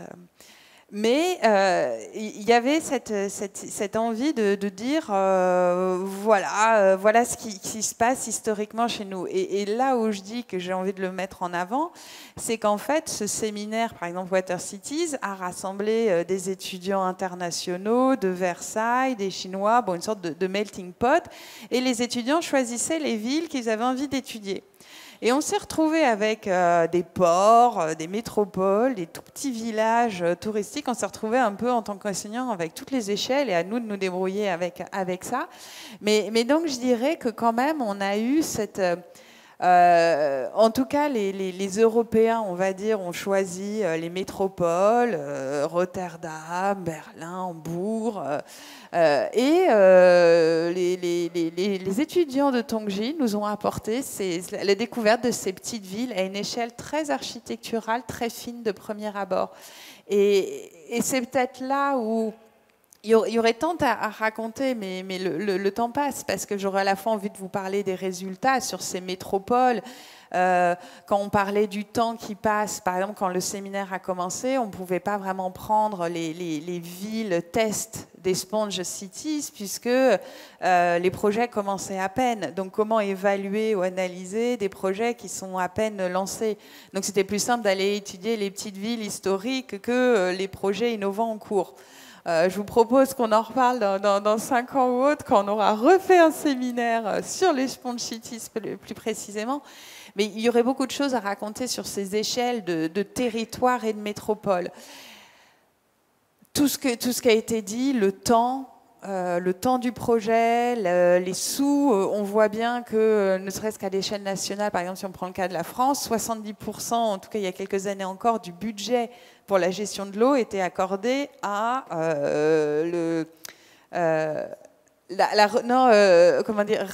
restaurer les digues. Donc ça veut dire que les 3/4 des sous partent à colmater des brèches. Voilà. Concrètement, faut... Quand tu dis restaurer, c'est pas... Entretenir, enfin en tout cas essayer de maintenir un état suffisant des digues. Et la question de la brèche qui a été abordée, d'ailleurs, on voit que aussi les Néerlandais, ils ont tout leur système extrêmement numérique, mais au bout d'un moment, il y a toujours quelqu'un qui vient avec un pic pour taper dans la digue pour vérifier si le sable derrière tient et si voilà, bon, on en est quand on parle de l'eau, en fait, on parle de ces grands écarts entre métropole et toute petite ville, entre grands territoires d'ingénierie jusqu'au détail architectural, de besoin du numérique pour gérer les écluses, les barrages autres, mais du technicien sachant faire et sachant faire savoir avec sa clé, mais un petit peu tout ça. Donc je divague complètement de la question initiale, ou plutôt l'attrait des étudiants. En tout cas, on remarque outrepasser, on va dire, une première vague de regarder nos petites villes absolument étonnantes. Et après, on passe plus à un intérêt des étudiants. Moi, je suis un peu perturbée, partagée entre savoir si ils commencent à avoir des éléments et des clés pour se saisir de ces questions-là, ou si finalement les questions sont tellement vagues, tellement grandes qu'il faudrait toujours poursuivre les études. Par contre, on voit qu'il y a, même s'ils n'ont pas encore toujours les moyens pour se saisir de ces questions extrêmement complexes à différentes échelles, différentes disciplines, on ne peut pas faire les choses tout seul. Il y a une curiosité pour le paysage, pour le territoire, pour autrui, pour l'hydrologie, pour tout ça. Donc peut-être qu'après, certains venaient avec une idée de donner à voir les petits villages qui sont maintenant des bombes touristiques, on va dire, d'une certaine manière pour certains. Mais passé ce premier cap, il y a un intérêt pour comprendre comment ça fonctionne et d'où ça vient et pourquoi. Et pourquoi ça marche et pourquoi c'est intéressant. Et peut-être que pour finir, un dernier rebond espace-temps, c'est vrai qu'on ne peut pas forcément aborder toutes les échelles. On a essayé de parler de la grande échelle du territoire et vous montrer à quel point c'était complexe de penser sur d'aussi grandes distances. Aujourd'hui, il y a beaucoup de choses qui sont sur des échelles plutôt régionales et avec, il y a beaucoup de villes, hein, je ne sais pas si vous avez vu, mais les resilient cities, c'est des villes, il y a les 40 villes, les sponge cities, c'est des villes, il y en a 30. Bon, les villes deviennent des échelles en fait d'intervention assez intéressantes. Et pour la France, petite nota, les villes moyennes et petites villes sont particulièrement des boosters d'innovation. Bon, en Chine, je ne sais pas si les petites villes moyennes sont des boosters d'innovation, mais il se passe aussi beaucoup de choses très vite. Et c'est ça qui est assez intéressant avec le cas chinois, c'est que ça bouge à toutes les échelles et très vite. Et on se retrouve avec des projets aujourd'hui qu'on peut analyser, alors que bon, ça prendra encore quelques années en France pour les réaliser, ne serait-ce que, et on verra après. En tout cas, tout ça, toute cette idée d'échelle, de cultures diverses et variées, je ne sais pas forcément, je ne peux pas parler au nom des étudiants, qu'est-ce qu'eux venaient apporter à ce séminaire autre que quelques indices. En tout cas, une chose est sûre, c'est que tout le monde en ressort avec des connaissances, au moins des clés, des leviers de compréhension sur quelques éléments. Et en tant qu'enseignant, ou architecte, ce que je pourrais repérer sur ces villes chinoises, c'est ces villages flottants presque, ou ces villes de l'eau, il y a toutes sortes de termes qui sont déployés pour en parler. C'est voilà, la diversité du contact, de la relation avec l'eau. On ne la touche pas toujours, on la touche parfois, mais il y a une diversité. C'est pas... il y a une recherche de composition avec. C'est pas forcément seulement le canal passe dans la ville, c'est la ville vient s'agglutiner le long du canal, se composer, vient vivre en fait le long de l'eau. Et on voit déjà, premier retournement de pensée, c'est l'eau qui est la route principale, qui est le sang, les veines. Tout tourne autour de l'eau. Donc en fait, nous, on peut avoir sur des atmosphères terrestres des idées d'avant, l'entrée, le jardin d'apparat, d'agrément. On a plutôt des pensées d'avant, d'arrière, la cour, qu'est-ce qui s'y passe. Bon, ben là, on se retrouve, qu'est-ce qui se passe quand toute une ville se fait le long de veines comme ça et est portée sur l'eau. Ben, vous avez un détail, et même si on ne parle pas de trame verte, de trame bleue, tous ces mots-clés, les sponges, les buffers, etc., là on parle de minéral, de dur, mais rien que sur l'élément minéral, il y a une composition, il y a une diversité. Les galeries sont-elles contre la rivière ou un peu en écart? Ça peut être des détails pour vous, mais j'invite tous les étudiants en architecture à aller explorer les distances. Est-ce que c'est 4 mètres? Est-ce que c'est 6 mètres? Les angles de vue, en fait, des toitures. Il y a toute une réflexion, en fait, de la scénographie, presque, on pourrait dire. Je ne sais pas si c'était intentionnel. C'est un peu comme les artistes dans les musées. Parfois, on leur prête des intentions. On ne sait pas si c'est vraiment ce qu'ils voulaient dire. Mais en tout cas, nous on y voit... on y voit une qualité, une réflexion à la fois de la goutte d'eau sur la toiture, de l'activité humaine le long de ces cours, en type, en contact. Il y a des emmarchements, il y a des catalogues entiers de différents types d'emmarchements. Toutes ces choses-là offrent une diversité à la fois sur les éléments et dans la compréhension globale de comment fonctionne le village. Parce que peut-être qu'il est le long des canaux, mais souvent, en fait, à la fin, il y a un bassin ou quelque chose comme ça, et le village est légèrement incliné, en fait, pour passer de la goutte d'eau de la toiture au canal, au réservoir. Il y a une logique territoriale, en fait, derrière. À chaque fois, il y a une infrastructure où je ne dis pas qu'il faut faire exactement les galeries ou les emmarchements, mais peut-être que pour des étudiants qui veulent s'intéresser à ces questions-là, commencer par le petit détail de l'échelle architecturale, la pente du toit, les espacements, les différents types, publics, privés, collectifs ou autres, pour commencer à vous dire, bon, ben, comment ça fonctionne, l'eau, elle vient d'où, elle va où, elle reste combien de temps, qu'est-ce que je peux faire avec. Et plus vous allez détricoter la pelote, et plus vous allez rentrer dans d'autres disciplines, d'autres échelles, d'autres territoires. Et à un bout d'un moment, vous direz qu'il faudra plus d'une vie pour être capable de comprendre comment tout ça fonctionne et comment ne pas agir sans faire de mal. Parce qu'en fait, quand on parlait tout à l'heure du contrôle de l'homme sur la nature, je ne sais pas si c'est changement climatique, biodiversité et autres qui nous font réagir, mais en tout cas, on a bien compris que 19e et particulièrement 20e siècle, on avait abîmé les territoires, on les a détruits, on a détruit leurs capacités, et maintenant, bon, comment agir avec des solutions basées sur la nature pour faire plutôt des cercles vertueux que vicieux. Et encore, je suis allée trop loin, j'ai dit trop de choses. Non, c'est parfait. J'étais juste curieuse de demander à Delphine sur justement cet aspect du détail qui est très intéressant de prendre comme échelle de réflexion.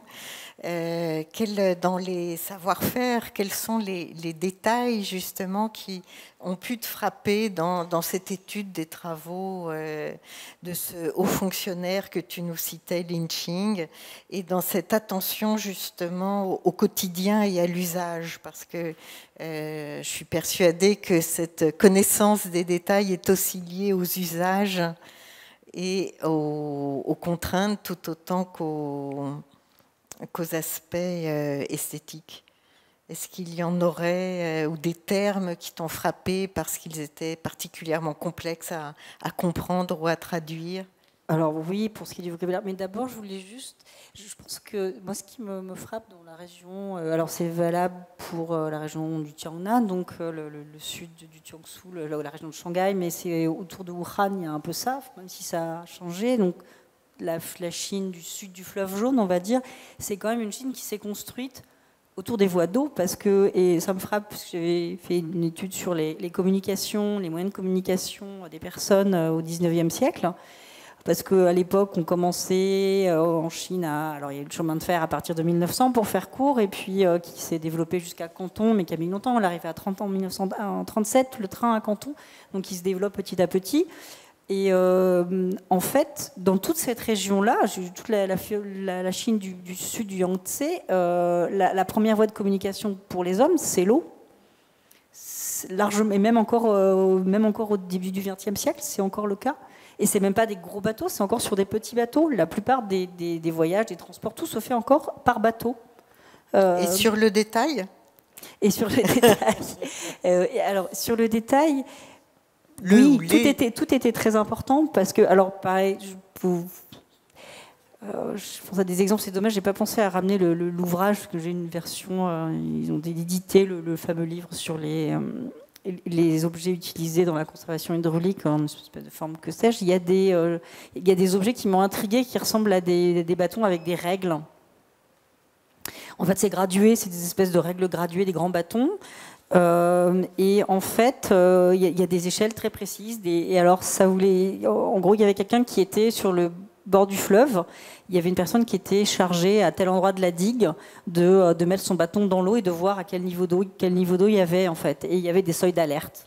Pour faire court, par exemple, si ça dépassait tel seuil ou tel seuil, il fallait immédiatement prévenir tout le monde, parce que ça veut dire que ça allait encore monter, et que si la rivière à ce niveau, enfin le fleuve à ce niveau-là, au niveau de la digue, il était là, ça veut dire que plus bas, ça allait être le triple, et que là où il y avait du courant un peu élevé, c'était évident que si il y allait avoir une brèche, parce que l'eau serait trop forte. Donc oui, il y avait une attention aux détails permanente. Ça, c'est sûr. Et dans les savoir-faire ? Et dans les savoir-faire, oui, aussi sur la façon dont on faisait. Alors, je ne sais pas s'il y a des photos là sur les. Ils faisaient des différents types de. On appelle ça des gabions, c'est des espèces de gros. Des gros ballots de branchage dans lesquels ils mettent des fois de la terre, des graviers pour essayer de colmater les brèches, ou simplement on met ça sur les bords de berges pour éviter l'érosion des sols, l'érosion du courant qui passe, et puis pour essayer de stabiliser. Et il fallait tel type de plante, parce que cette plante-là, elle était mieux que celle-là, et il y a une façon de les enrouler, une façon de le faire très précisément. Oui, tout était une attention très un savoir-faire en fait, avec beaucoup de détails, oui, tout à fait. Et qui était transmis par les ouvrages. Et qui est transmis oralement, exclusivement oralement, c'est clair. comme chez nous d'ailleurs, hein, il y a une Américaine qui a étudié justement la construction du canal du Midi qui s'appelle Mukherjee, et elle montre très bien qu'en fait, à un moment, l'ingénieur envoyé de Paris, Riquet, en fait, pour justement cet endroit où il y a les 14 écluses, et ben, il fait des calculs et puis il se trompe, ça marche pas.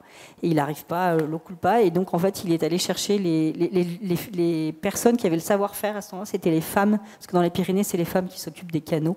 Et donc, en fait, il a fait venir ces ouvrières qui savaient pour la plupart même pas écrire. Et ça allait faire les calculs pour que ça coule au bon endroit.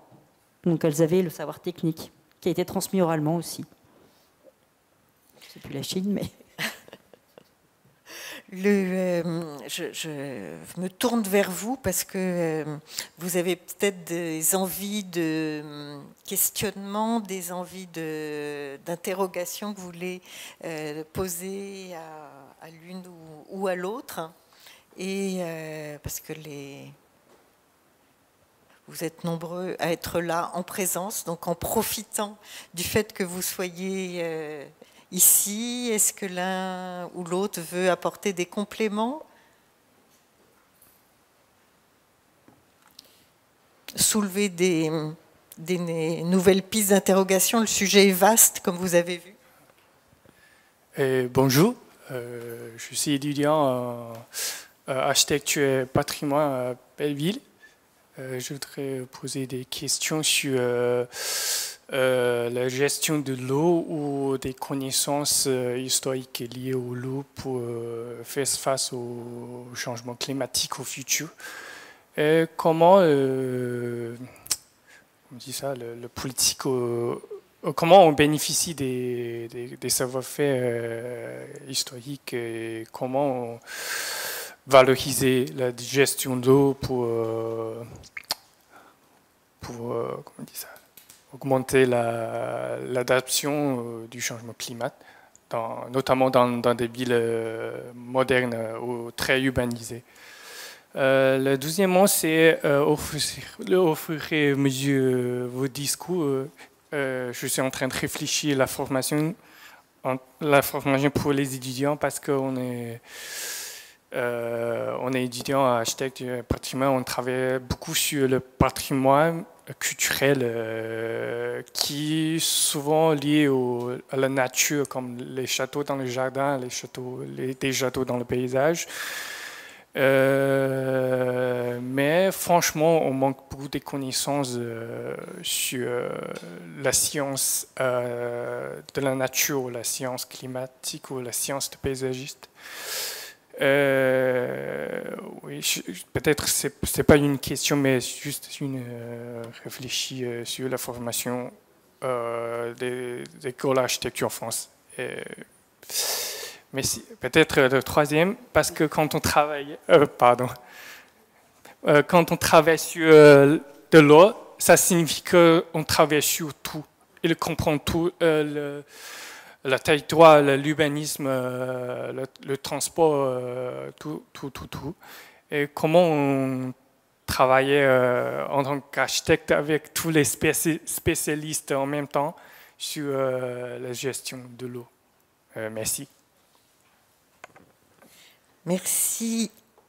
Merci pour ces très bonnes questions et qui montrent l'intérêt des nouvelles générations. On l'évoquait à l'instant, puisque Juanitia est diplômé de l'université Tongti, donc il fait partie de ceux qui sont passés juste avant les étudiants que tu as maintenant.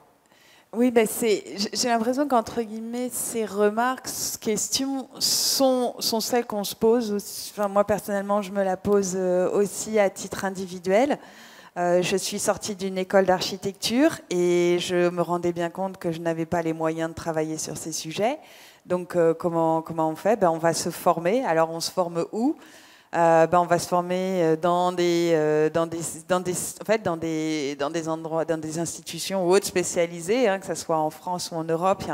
Il y a plusieurs comme ça, des cours d'été. Alors ça se développe de plus en plus, mais il y a des universités qui proposent, en tout cas, des workshops, des séminaires, toutes sortes d'activités. Mais tout ça pour dire qu'on sent bien qu'il y a une montée, en fait, où il faut aussi J'aime bien dire que les architectes doivent apprendre à constamment réinventer leur métier, en fait. Qu'est-ce qu'ils doivent faire? Qu'est-ce qu'ils sont là? Quels sont leurs outils, leurs méthodes? Enfin, de vivre avec...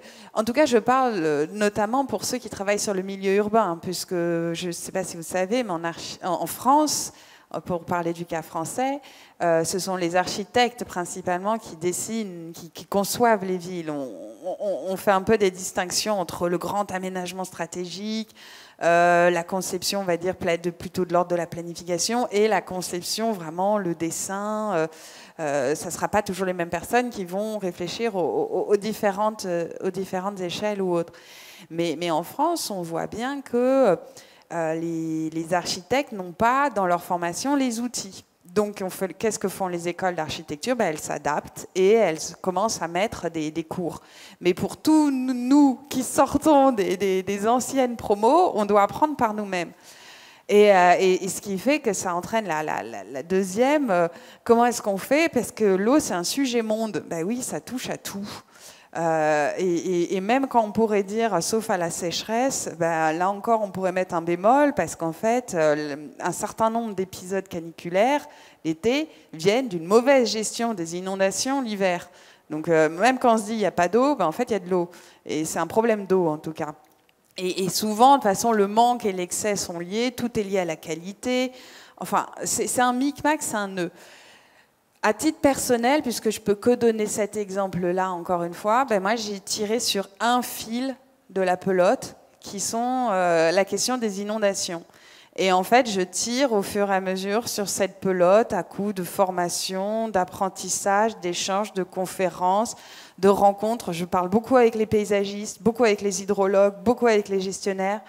Faire des formations ne serait-ce que pour comprendre leur vocabulaire. Le mot sol pour un paysagiste n'est pas le même que pour un géographe, que pour un architecte. Donc déjà, il faut comprendre les notions, les outils, les moyens. Une fois qu'on a un peu cette base-là, une fois qu'on a compris un peu toutes les disciplines avec qui on va devoir travailler, on vient à la troisième question, comment on fait? Ah ben, si vous avez une méthode pour faire bien, universelle, etc., je crois que ça n'existe pas. Par contre, moi, je dirais que je crois que connaître la première étape, c'est comprendre la géohistoire du territoire. Ça serait peut-être au moins ça, c'est la base. Les processus sédimentaires, d'aller tout là-haut, descendre tout en bas, loin dans l'histoire pour voir comment on peut être ensuite dans la projection. En tout cas, il ne faut certainement pas se limiter au site avec sa délimitation administrative. Il faut tout de suite réinterroger les questions de périmètre. Est-ce que c'est le périmètre que l'eau, elle, va prendre ou c'est seulement... voilà, on sait bien que certains sites peuvent être délimités de manière cadastrale, mais sans pensée du territoire derrière. Donc tout ça pour dire que je rejoins vraiment vos questions. Je me suis posé les mêmes. Je n'ai pas les réponses, mais je crois que tout le monde, en tout cas beaucoup de gens y travaillent pour justement offrir formation, moyens, outils pour saisir ces questions-là. Et il est grand temps, puisque nous sommes déjà en 2022. Merci Émilie, c'est vrai quand j'ai eu le privilège de voir des très belles cartes que nous ne voyons pas puisqu'elles sont dans notre dos. Et ce qui me frappe en voyant ces cartes anciennes chinoises, c'est qu'on est effectivement dans cette vision qui est une vision paysagère, et en ayant cette espèce de définition de ce périmètre que tu évoques de la géohistoire. Ouais, ça m'évoque aussi ces notions qu'on a en Chine quand on parle de l'aménagement des jardins classiques, des jardins de lettrés dans le Tiangnan, où la première des choses, c'est repérer ce qui est de l'ordre des os et des veines. Je reprends ça au vocabulaire que tu utilisais tout à l'heure. Donc la structure osseuse, c'est tout ce qui relève du relief, et les veines, c'est tout ce qui relève de l'eau. Donc on est effectivement dans cette manière de qualifier la géohistoire. Quels seraient tes conseils, Delphine, pour répondre à la question aux questions qui viennent d'être posées? je pense que ce sont des questions compliquées, mais ce qui est certain, et ce que disait Émilie, c'est qu'à mon avis, la solution, elle est sur un travail... alors, comme ça concerne tout, puisque c'est l'eau, il faut arriver à faire travailler des gens de métiers différents, de structures différentes, et je pense que la plus grande difficulté, c'est ça. De toute façon, je pense que Neville, c'est des réseaux. Moi, j'ai travaillé sur le réseau de l'eau, mais vous avez le réseau des routes, vous avez le réseau électrique, le réseau de téléphone. Voilà, c'est des réseaux. Et que tout ça, il faut arriver à coordonner les choses, à faire en sorte que tous ces gens-là se parlent, travaillent ensemble, parce que tout ça est là. Et si vous touchez à l'un, vous touchez à l'autre.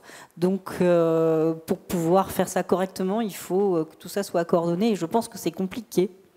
Je pense que c'est très compliqué, mais que c'est la bonne solution.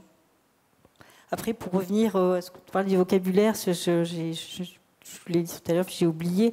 Ce qui est un peu tout compliqué, justement, cette attention au détail, c'est l'attention au vocabulaire, parce que moi, j'ai essayé, dans les traductions, de trouver de traduire les termes. Alors, j'avais réussi à avoir quelques termes qui étaient fixes, qui étaient sûrs, et puis, en regardant d'autres textes, je me suis aperçue que, ah bah non, tiens, c'est marrant, là, c'est la même chose, mais il ne le traduit pas de la même façon. Alors qu'en fait, les termes sont assez mouvants ou changeants, parce que d'un texte à l'autre, la même chose, il l'appelle différemment. Donc on ne voit pas trop ce que ça recouvre en fait. Et puis, en fait, les techniciens ils ont un type de vocabulaire, ils ont une façon d'appeler les choses, mais les gens du coin, ils en ont une autre. Et au niveau administratif, en général, ils utilisent un troisième terme. Donc pour une chose, on a souvent 3 termes différents. Et je me suis demandé si c'était spécifique à la Chine. Alors je suis allée voir sur des histoires de vocabulaire de canaux aux États-Unis, en Hollande. Et ben c'est exactement pareil. En fait, les gens du coin, ils ont leur tradition, ils appellent les choses d'une certaine façon, l'administration d'une autre, et puis les techniciens d'une autre encore. Donc en fait, j'ai renoncé à faire un dictionnaire cohérent parce que c'est trop compliqué. Je pense que là-dessus, je peux peut-être rebondir sur cette question aussi, que les vocabulaires sont différents. Et finalement, les sources d'informations sont multiples et complètement incomplètes. Donc en fait, est-ce que la première étape, c'est d'aller regarder qu'est-ce qu'on a à la bibliothèque ou sur Internet, grâce à ce merveilleux outil de l'Internet, où on n'a plus besoin d'aller, entre guillemets, en bibliothèque? Parce qu'en fait, j'ai l'impression, en t'écoutant... Tu dis ça à une bibliothécaire. Hein. Je fais exprès, je suis un petit peu provocatrice.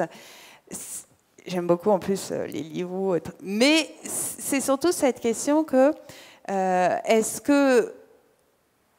J'ai perdu le petit fil avec tout ça, mais voilà, c'est ça. Est-ce qu'on reste dans une conversation entre techniciens, finalement, que ce soit les élus ou les architectes, les gestionnaires de l'eau ou autres. Et finalement, il y a on en a un petit peu parlé, on a parlé des femmes pyrénéennes ou autres, mais l'habitant aussi, en fait, et son expertise du site, à la fois donc en tant que ressource de connaissances sur comment fonctionne son quartier. Lui, il pourra vous dire qu'en période d'inondation, il y a les sangliers qui traversent Lyon. Lui, il pourra vous dire que oui, toute cette zone-là, elle est inondable. En fait, c'est telle et telle maison qui ont les pieds dans l'eau à tant de centimètres et que c'est comme ça qu'ils ont le signal qu'il faut qu'ils aillent ranger. On parle beaucoup, voilà, de professionnels, mais ne pas oublier aussi que la gestion de l'eau, puisque ça touche à tout, ça touche aussi aux gens, au mode de vie. Et ne pas oublier tout simplement aussi les gens dans tout ça. Et je crois que les questions de vocabulaire reprennent bien cette idée. Donc première étape, peut-être, c'est aller demander aux gens comment fonctionne leur territoire. Sinon, s'il n'y a pas de carte sur Internet ou à la bibliothèque. Peut-être qu'il faut faire les 3. Peut-être qu'il faut faire les 3 en même temps, à plusieurs. Merci pour ces questions qui sont riches de développement et d'interrogations, de perspectives. D'autres questions? Oui,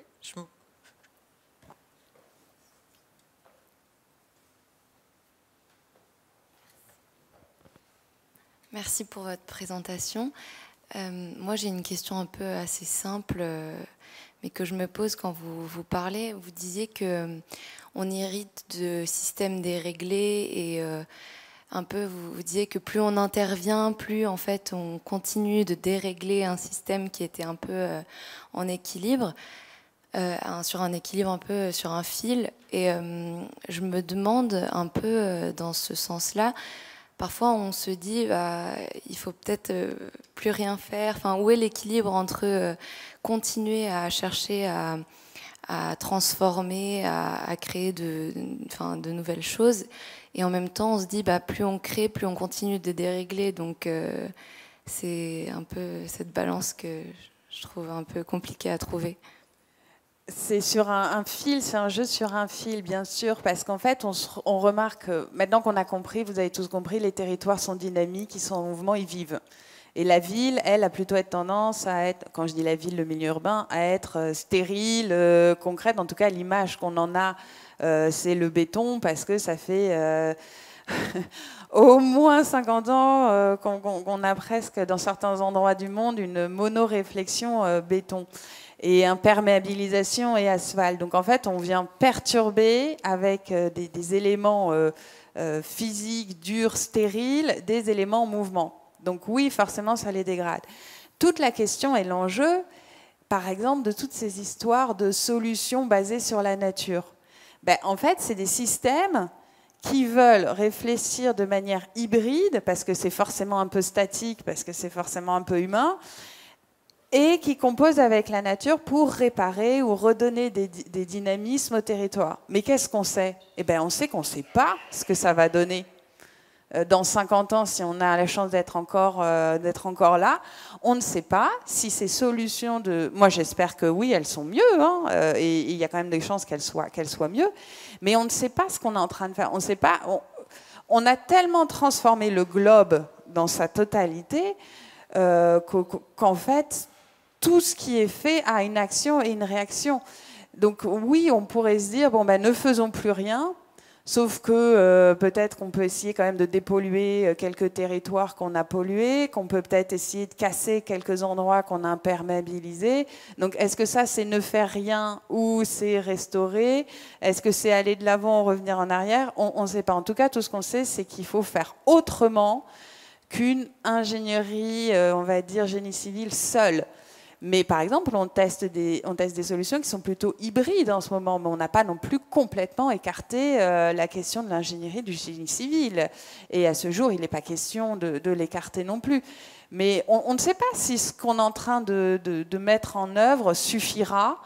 Quels seront les effets ou autres. C'est seulement, on parlait d'effets de 1 ou 2 générations. Là, ce n'est pas un terme de génération, c'est un terme de siècle. Dans 100 ans, on saura si ça marche vraiment ou si on a fait toujours que empirer, parce que finalement, l'homme essaye de jouer à Dieu, mais il n'y arrive pas vraiment. Vous savez, quand on essaye de restaurer des zones humides, on n'y arrive qu'à X pourcentage, même en mettant toute la bonne volonté du monde, parce qu'on n'est pas encore suffisamment subtil pour pouvoir organiser toute la gestion des espèces entre elles et les interactions et les connexions ou autres. Donc on joue au petit Dieu dans les projets comme ça de paysage et de territoire. Mais bon, je suis un petit peu cynique, mais ça va quand même un peu mieux dans le bon sens. Mais je suis d'accord, sinon qu'est-ce qu'on fait ? On arrête tout ? Et où est-ce qu'on loge les gens ? Ou est-ce que alors on n'a plus de gens et on en arrive aux questions de fond que penser l'eau, essayer de la régir ou d'administrer des territoires, ça envoie tout simplement à position, je vais aller un petit peu loin, mais de l'établissement humain sur une planète Terre / bleue, en fait, tout simplement. Mais bon, bonne chance si dans quelques années vous me dites ce qu'il faut faire et comment il faut le faire. Je serais ravie d'avoir votre retour. Vous voyez le poids qui porte sur vos épaules.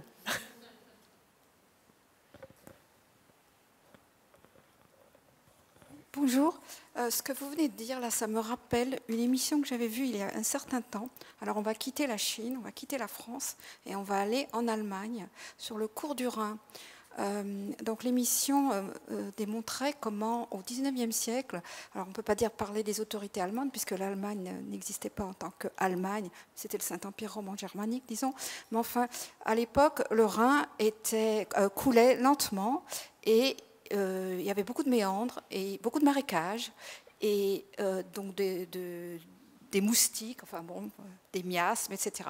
Donc ils ont décidé de canaliser le Rhin sur une certaine surface. Alors ne me demandez plus où c'était, parce que c'était il y a un certain temps déjà, cette émission. Et en fait, le bénéfice, c'est qu'il n'y a plus de moustiques. Mais après, le cours du Rhin a été accéléré. Et là, comme il se déversait beaucoup plus vite, il y a eu d'autres problèmes. En particulier, il y a eu des villes qui ont été inondées, il y a eu des inondations, etc. etc. Donc c'est vrai que, je ne sais pas si pour reprendre, des fois on fait bien, on pense que ça va, et puis finalement il y a des effets pervers. C'est dans ce sens-là qu'en fait, ça serait très présomptueux de ma part de dire les nature-based solutions, ça va dans le bon sens. Pour reprendre un exemple tout à fait aussi dans cet ordre de grandeur, les water closets, nos toilettes à la chasse d'eau. Ah, c'est formidable, hein, quel progrès. Bon, je vous laisse, peut-être qu'on n'a pas le temps de développer là-dessus, mais à part le confort, il n'y a pas vraiment de progrès, parce qu'en fait, on a coupé un système vertueux de récupération, on va appeler ça fertilisant, calé dans des champs. Là, finalement, tous ces potentiels d'engrais ne vont plus dans les champs, mais vont plutôt, on va se faire ça dans des poubelles.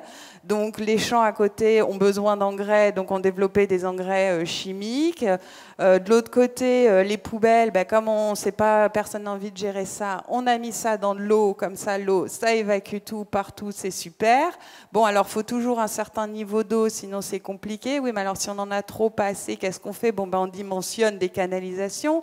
On se retrouve avec des réseaux absolument gigantesques. Ça donne lieu à des travaux super, hein, les formes, les fonctions, les outils de nettoyage. Comment ça... Bon, super, mais au final, qu'est-ce qu'on a?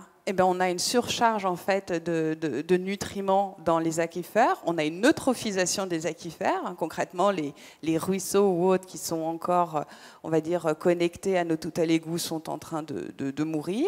On a un besoin en permanent de recharger, de nettoyer de l'eau qui, à la base, on mélange tout. Enfin, rien ne va dans le bon sens, entre guillemets, parce qu'on mélange entièrement de l'eau, on la salit, on la reste.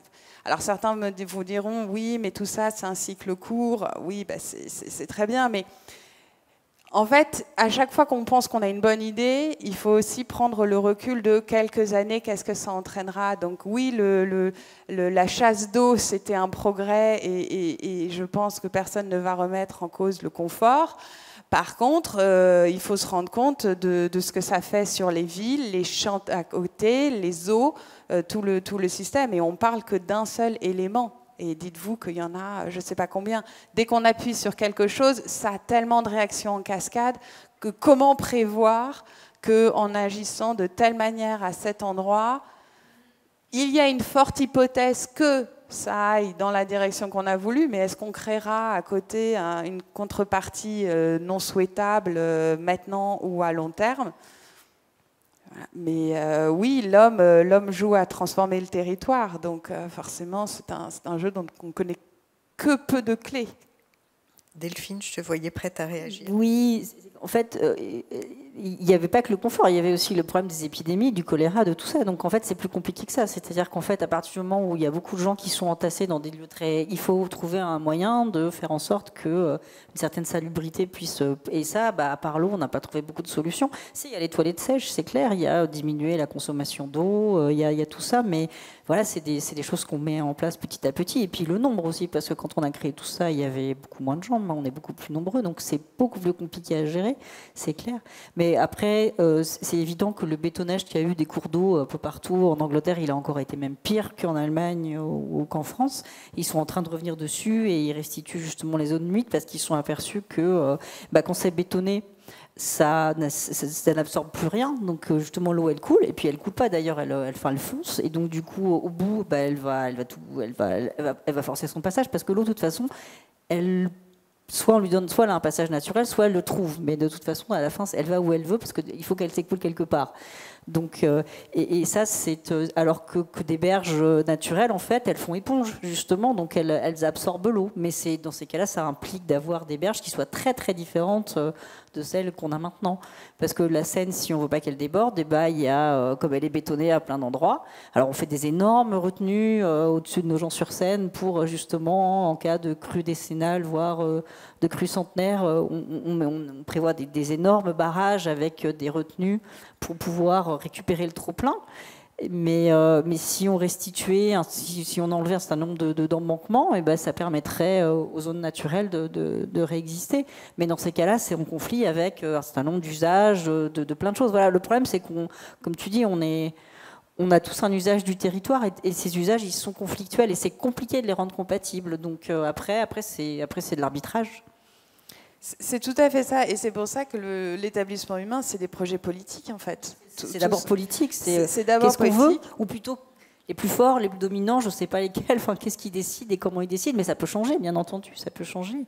Puis je pense que sur le long terme, on ne s'aperçoit pas toujours des problèmes. En Chine, le problème du fleuve jaune et de l'alluvionnement, c'est parce qu'au niveau des plateaux de Leuze, là où il y a la grande boucle, bah, ils ont déforesté depuis même sous Confucius, il parlait déjà du problème du fait qu'on coupait les arbres par là-bas, et donc la déforestation à cet endroit-là, elle date de bien avant l'ère chrétienne, et il y aurait beaucoup moins d'alluvions dans le fleuve si on pouvait restituer là-bas de la végétation, mais le sol est tellement érodé qu'on ne peut pas planter. On peut plus. Il y a un moment où en fait l'intersection entre le fleuve jaune et à force de créer des nouvelles écluses il y a un moment où en fait on peut pas revenir en arrière, où c'est très difficile. Donc voilà, il y a un effet cumulatif en fait des activités humaines et on peut pas toujours revenir en arrière. Ça n'empêche pas d'essayer à mon avis, c'est bien, mais l'effet cumulatif il est là aussi en fait. Ça complique les choses. Ah mais bien sûr, mais je crois qu'aussi l'exemple du Rhin, on va dire, marais, canalisation, accélération du débit, de toute façon, ça, c'est Paris, vous le voyez encore, le marais? Bah, voilà, hein, enfin... c'est un marais, hein, donc, et en plus, je rajouterais qu'on avait plusieurs rivières qui ont été tournées, canalisées. Enfin, vous connaissez, j'espère, tous l'histoire de la Bièvre et retrouvons les choses de la Bièvre. Voilà. C'est mondial, en fait. On parle de la France ou de la Chine, mais cette question des villes et des établissements le long des cours d'eau, c'est complète. Enfin, bon, non, en fait, c'est mondial. Je dis n'importe quoi. C'est encore une fois avec une perspective européenne de société ayant canalisé les cours d'eau, etc. Et donc, on va dire, mais dans ces sociétés-là, toutes ont ce problème-là. Et qu'est-ce qu'on fait après? On essaye de renaturer. Mais sauf que, comme tu dis, on ne peut pas partout, tout le temps. Les terres sont abîmées, les sols sont abîmés. Il n'y a plus les micro-organismes qui les font vivre. Voilà, et on ne peut pas toujours renaturer derrière. Donc, ce que j'aimais bien, une intervention de Turenscape que je relisais en préparation, il essayait d'expliquer qu'il y avait ce truc-là que, oui, ben, c'est plus simple de faire des sponge cities. Donc, en fait, des villes qui utilisent leur caractère de marais, absorbant, etc. C'est plus simple de le faire sur des villes qui ne sont pas encore développées que sur des villes nouvelles, que sur des villes déjà existantes. Parce que sur des villes encore peu développées, le marais est encore là, la forêt est encore là. En tout cas, il y a des bris, plus ou moins, on peut s'appuyer dessus. En milieu urbain complètement artificialisé, là, l'enjeu, il est autre. Il est plutôt dans son système territorial. Comment est-ce qu'un cœur urbain va fonctionner avec du périurbain, du périrural? Comment tout ça, le grand territoire et la ville... Enfin, bon, il y a tout ce réseau. Mais... bon, il y a matière à expérimenter à l'échelle locale et de manière à... Mais pour résumer, je suis d'accord que les moustiques, c'est pas ce qu'il y a de plus agréable, mais est-ce qu'on veut des marais ou est-ce qu'on veut des moustiques? Pour quelles raisons? Pour quelles propriétés? Et à quoi ça sert? Et dans quel intérêt commun projeté, vision à long terme partagée? Nous voilà arrivés à la fin de notre session, donc intérêts communs partagés, différentes échelles, penser en réseau, partager les bonnes expériences et en même temps imaginer la planification. Vous avez vu qu'on a abordé des temporalités extrêmement longues, mais aussi plus que d'apporter des réponses, apporter des manières d'envisager le sujet. Je voudrais juste pour conclure rappeler qu'un numéro consacré justement à l'eau vient d'être publié par Archiscopie, et puis que le concours qui a lieu régulièrement, qui s'appelle Minnie Mouse et qui fait appel aux étudiants en architecture mais aussi en design, portait cette année sur l'eau, Vogue l'architecture, c'est son intitulé, et vous avez l'exposition qui est présentée sous la coupole de Cahors, comme on l'appelle, à l'intérieur de la Cité de l'Architecture, et que vous pouvez voir face à ces questions de résilience qu'on a évoquées, quelles sont les manières d'y répondre à toute petite échelle par cette jeune génération qui fréquente encore les écoles. Voilà, je vous remercie tous, ainsi que Florian qui nous permettra de mettre en ligne cette session du rendez-vous Chine, Émilie qui prépare avec soin l'iconographie, Arnaud qui est là par la pensée et que l'on retrouvera une autre fois, ainsi qu'Émilie et Delphine, et puis bien sûr vous de votre attention et de votre intérêt pour vos questions. Prochaine session du prochain rendez-vous Chine, nous serons cette fois avec la Chine, la Corée et le Japon, peut-être en écho à l'exposition Machu Picchu qui est accueillie en ce moment à la Cité, sur les espaces de la mort dans les villes ou les territoires de ces différents pays. Voilà, en été, vous savez, à Taïwan, il y a une cérémonie assez joyeuse qui est dédiée aux morts. Donc, ce sera pour la fin mai. Je préfère pas dire le jour parce que je ne l'ai plus exactement en tête, mais le dernier mardi de mai, je crois. Ou l'avant-dernier ? Oui, voilà, autour du 20 mai. Merci à vous et merci. Merci à tous. Merci.